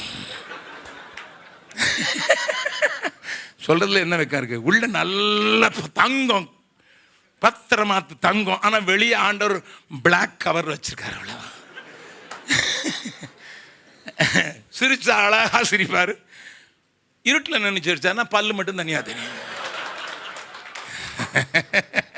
இவன் நல்லா கவனிங்க. இப்ப பிரச்சனை என்ன பிரச்சனை தெரியுமா?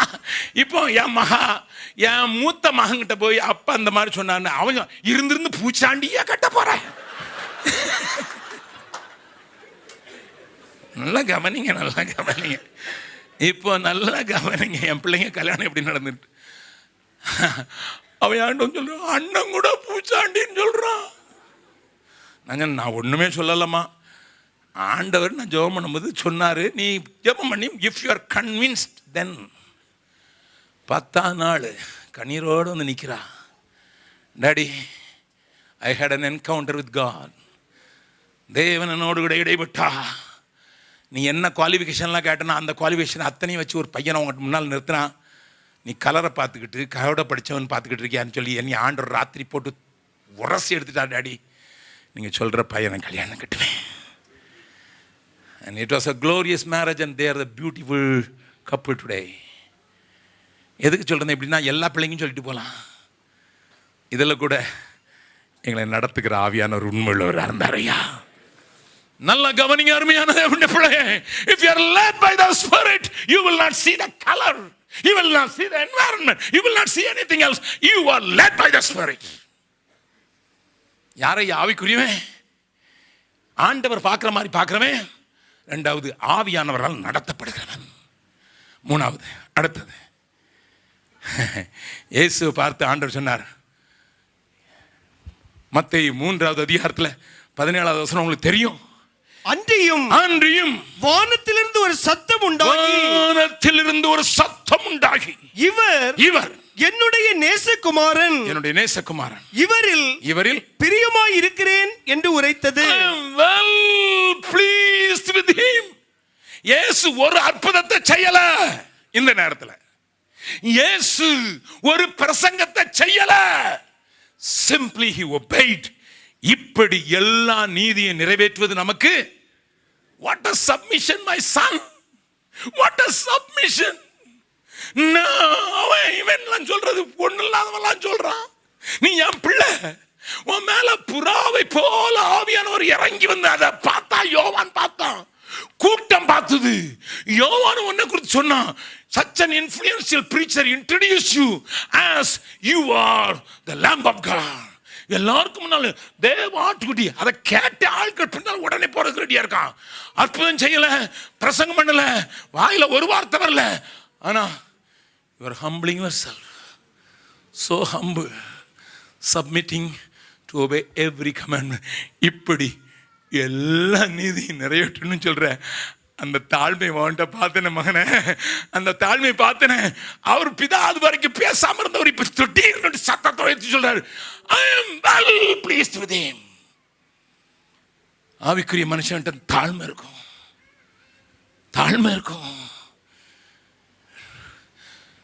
பெரிய ஊழியத்தை வச்சிருக்கேன், அன்னைக்கு காலையில் கூட தேவ சமூகத்தில் அழுதையா, என்னை நம்பி 2500 பேரை தந்திருக்கீங்களே, இவங்களை நடத்துறதுக்கு எனக்கு கிருபை தாங்க சுவாமி. 2500 ஊழியக்காரன் தான் நான் இல்லையா. எல்லைக்கு ஒரு தமிழ் பாஸ்டர் போனார் நம்ம ஊர்ல இருந்து. அவரை கூப்பிடுறதுக்கு ஒரு பாஸ்டர், இலங்கை பாஸ்டர் ரெடியா இருந்தாரு. நல்ல பெரிய காரை வாடகைக்கு எடுத்து இந்த பாஸ்டர் வெளியே வந்தார். தம்பி, என்னை கூட வந்திருக்கீங்களா? நியூ ஏரியாவில் பிரசங்கம் பண்ண போகணும், என்ன கூட வந்திருக்கீங்களா? சரி, எத்தனை கார் கொண்டு வந்தீங்க?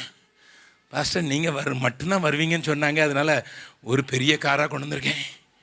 டேய், நான் யாருன்னு தெரியுமாடா? நான் அப்போ சொல்லலாம்.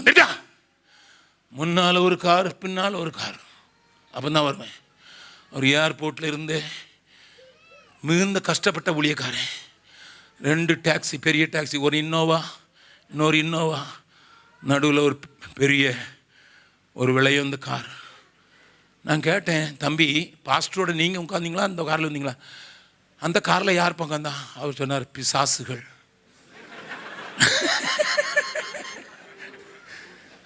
என்ன வந்தா பாருங்க. எதுக்கு சொல்ல தெரியுமா?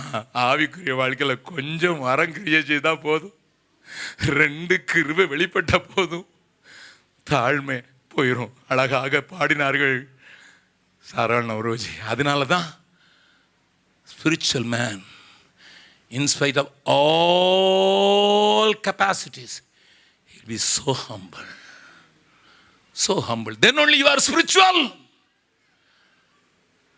அந்த ஒரு கவியை மட்டும் பாடலாமா? சரவண நவரோஜி பாட்டை பாடுறதுன்னு எனக்கு ரொம்ப சந்தோஷம். தாழ்மையுள்ளவரிடம்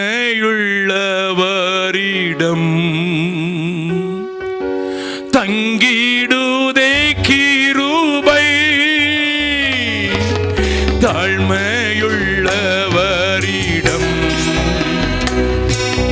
தங்கிடுதே கிருபை,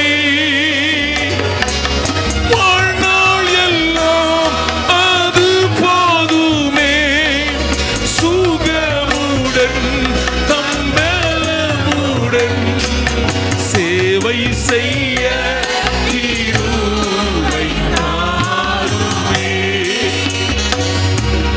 சேவை செய்ய கிருபை தாருமே. நம் கிருபை பெரிதல்லோ, என் ஜீவனிலும் அதே, இம்மட்டும் காத்ததுவே, இன்னும் தேவை கிருபை தாருமே, இன்னும் தேவை கிருபை தாருமே. 5 அடிக்கு எடுத்துட்டு போவேன்னு சொன்னேன், அதை காட்டி பிடிச்சிட்டு உங்களை அனுப்பிச்சிடுறேன். நெக்ஸ்ட், நான் ஆவிக்குரியன மாத்திரம் நான் தேறினவனாய் விடுவேன். எந்த மனுஷனையும் கிறிஸ்துவுக்குள் தேறினவனாக நிறுத்தும்படி என்று பவுல் சொல்கிற அந்த தேறின இடத்துக்கு வந்து விடுவேன். அதை குறித்து விளக்கமாக பேசுவதற்கு நேரமில்லை. ஒரே ஒரு காரியத்தை மட்டும் சொல்றேன். மெச்சூரிட்டி என்பதற்கு என்ன அர்த்தம்? நெக்ஸ்ட் போடுங்க. மெச்சூரிட்டி என்பதற்கு என்ன அர்த்தம்? அடுத்ததை போடுங்க. அந்த கீழே போட்டிருக்கு பாருங்க. A mature man will reproduce. எப்ப பிள்ளைக்கு கல்யாணம்? இன்னும் மெச்சூரே ஆகலைங்க, இன்னும் வயசுக்கே வரலங்க, அதனால கல்யாணம் வைக்கலைங்க. She doesn't have the capacity to produce. தேறினவன்னா என்ன அர்த்தம்? என்ன மாதிரி உருவாக்குறது, என்ன மாதிரி உருவாக்குறது. சபையில் இருக்க எல்லா விசுவாசியும் தேறினவருங்க ஆயிடுச்சானா சபை 3 மாசத்துல டபுள் ஆயிரும். ஏன்னா ரீப்ரொடியூஸ் பண்ணிடுவான், யாரையாவது பிடிச்சி எடுத்துட்டு வந்துடுவான், எங்கேயாவது போய் கொண்டு வந்துடுவான், எப்படியாவது காலில் கையில் விழுங்காது கொண்டு வந்துடுவான். சபைக்கு 30 வருஷமா இருந்து சேரை உடைச்சதான் மிச்சம். எத்தனை பேரை கொண்டு வந்திருக்கீங்க? பாஸ்டர் இன்னைக்கு பிரசங்கத்துக்கு இடம் கொடுக்குறோம், அப்போ தான் கொண்டு வருவேன். நீ வர வேண்டாம், கல்லறைக்க போ.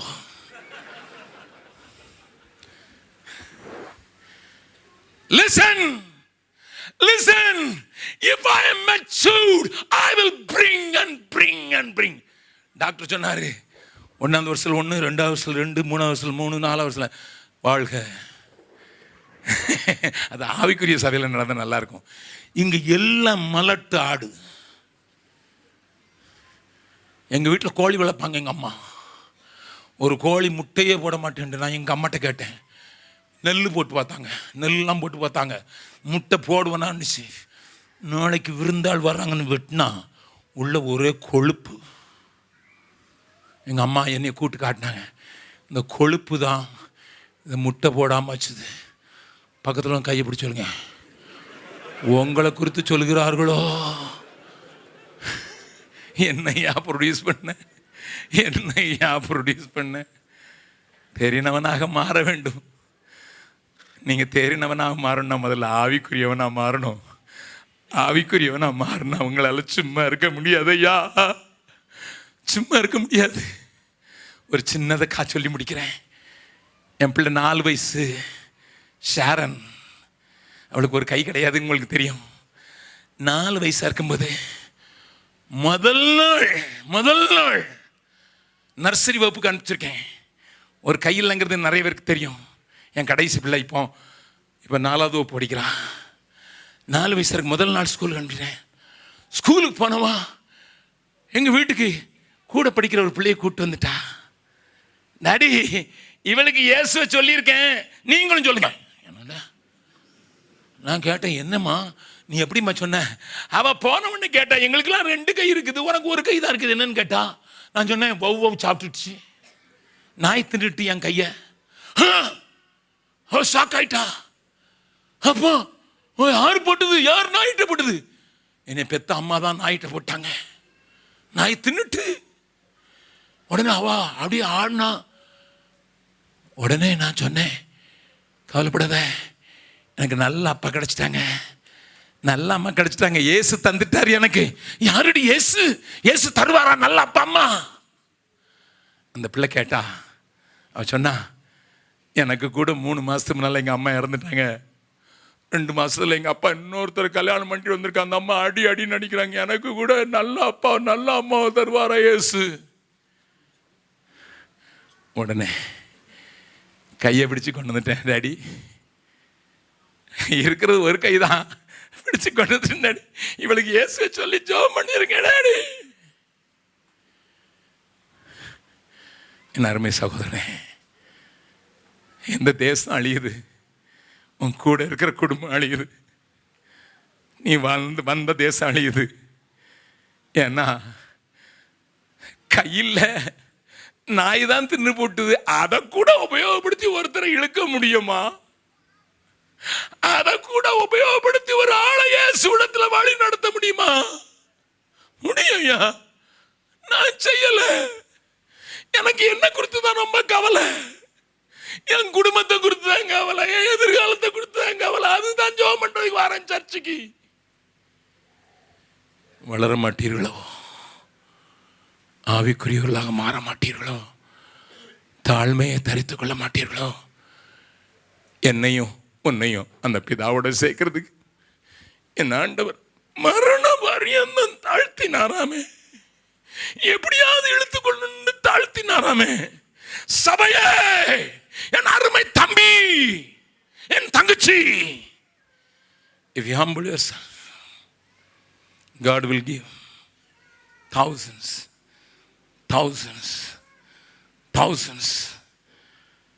மிஷினரிகள் எழுங்க ஆரம்பிச்சிருவாங்க. கால்டுவெல் ஆரம்பிச்சு முடிச்சிடுறேன்.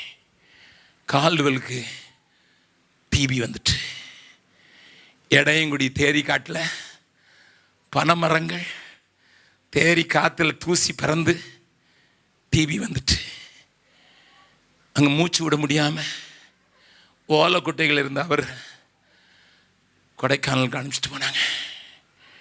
கொடைக்கானலில் அவர் ட்ரீட்மெண்ட்டில் இருக்கும்போது அவருடைய சொந்த மகன் ஆஸ்திரேலியாவில் டாக்டராக இருக்கிறவர் வந்து, டாடி கம்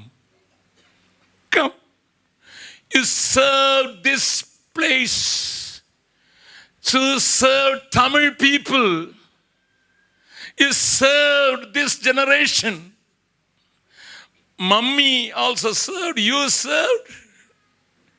இப்ப வியாதி வந்துட்டு டாடி இந்த கிளைமேட் ஒத்துக்கொள்ள வந்துருங்க என் கூட ஆஸ்திரேலியாவுக்கு. அவர் என்ன சொன்னார் தெரியுமா? தம்பி, இன்னொரு கால்கள் எழும்புவது வரைக்கும் நான் வர முடியாதுடா. What do you mean, Daddy? What do you mean? You have baptized 4,800 people. 4,800 பேருக்கு ஞானஸ்தானம் கொடுத்துட்டீரு, நல்ல சபையை கட்டிட்டீரு, மணி 3 போட்டிருக்கிறீரு, அதுல பாடும் பாடும். அவர் என்ன சொன்னார் தெரியுமா? I brought 4,800 people, but I didn't produce a Caldwellist. Let me go back and die.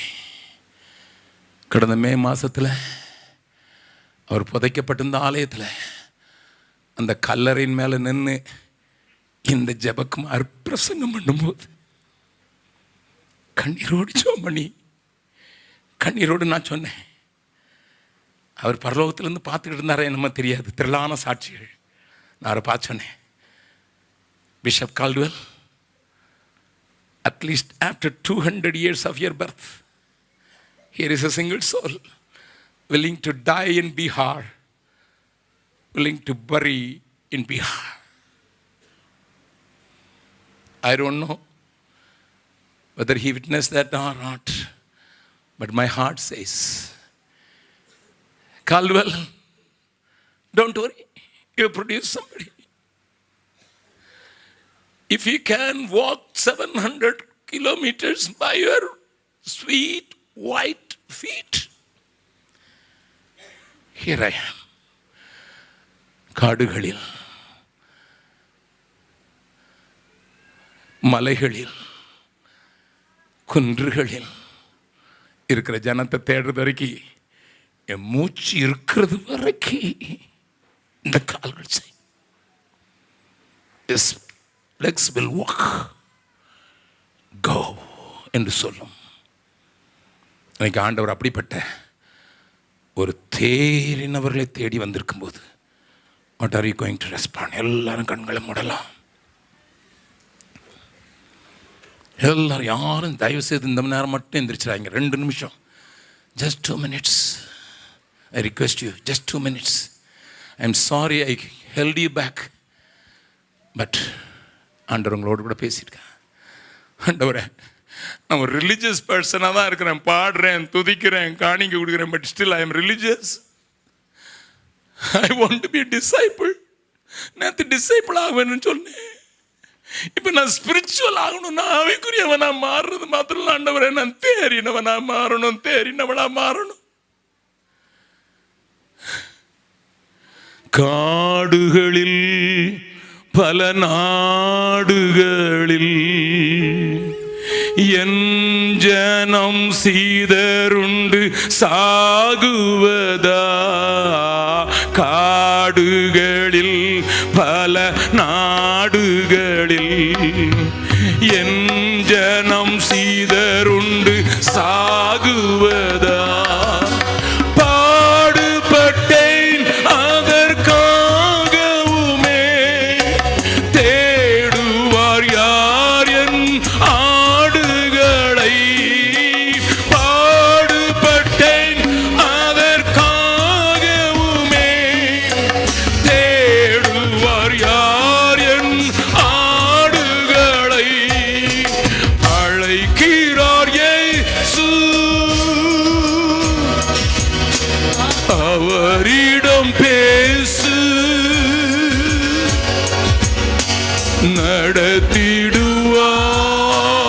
நடத்திடுவார்.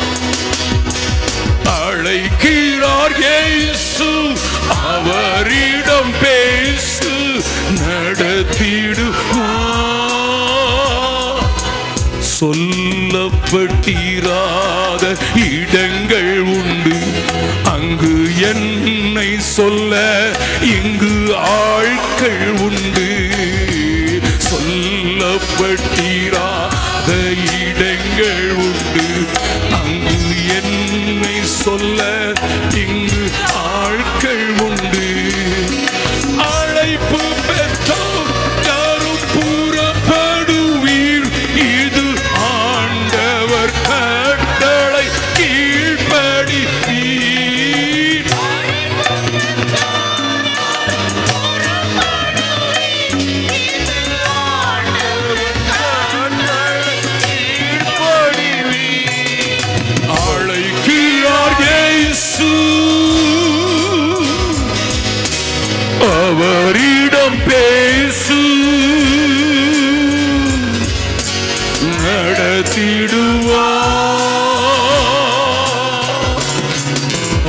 அழைக்கிறார் இயேசு, அவரிடம் பேசு, நடத்திடுவார்.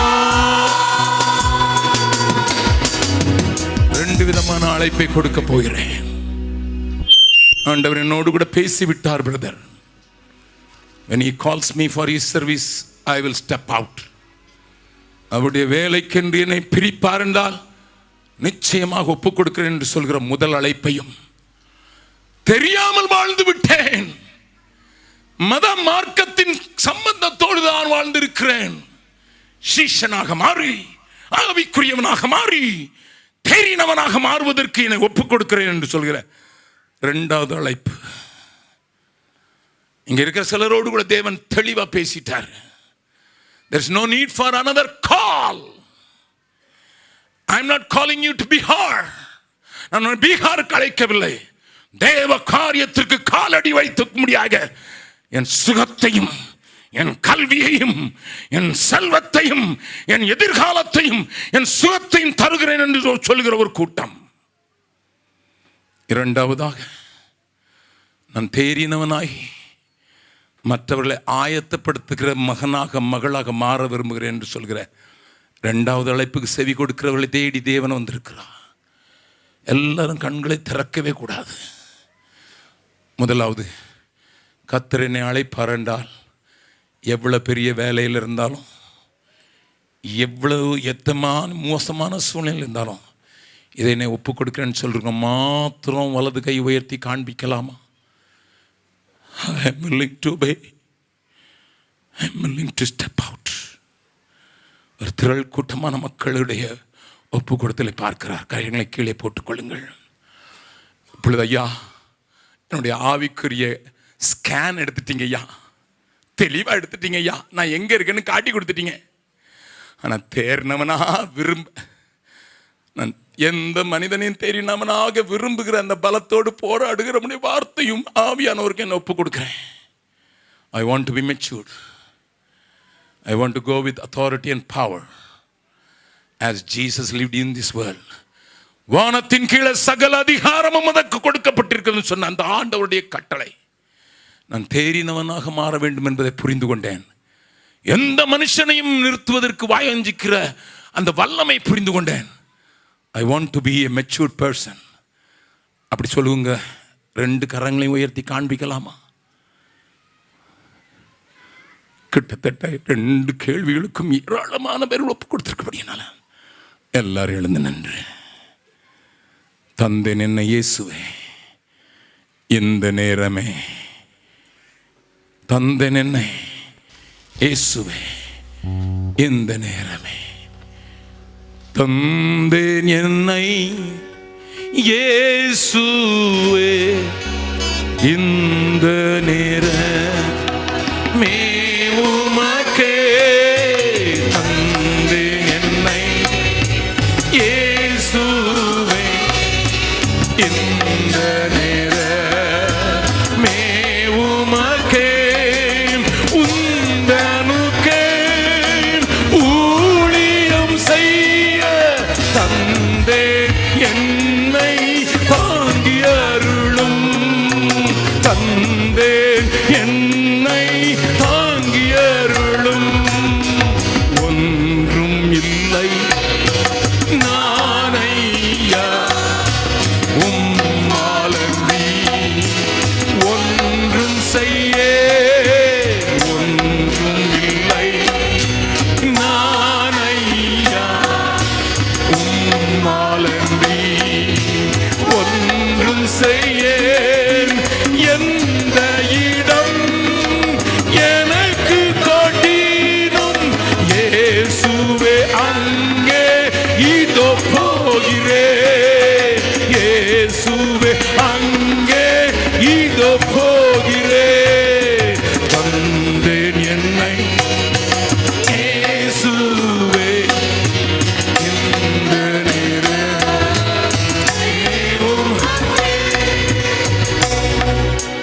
ஆண்டவரே, உங்க பிள்ளைங்க உம்மட்ட தான் கையை காட்டினாங்கப்பா, என்கிட்ட இல்லை. நீங்க கண்ணோக்கி பார்த்துருக்கீங்க. அவங்க மேல பூமி எங்கும் சுற்றி உலாகிற கண்கள் பதிக்கப்படுவதாக, பலப்படுத்துவதாக, அவர்கள் போட்டிருக்கிற அக்கினி தொடர்ந்து எரிவதாக. கிருபை தாங்க இயேசு கிறிஸ்துவின் நாமத்திலே.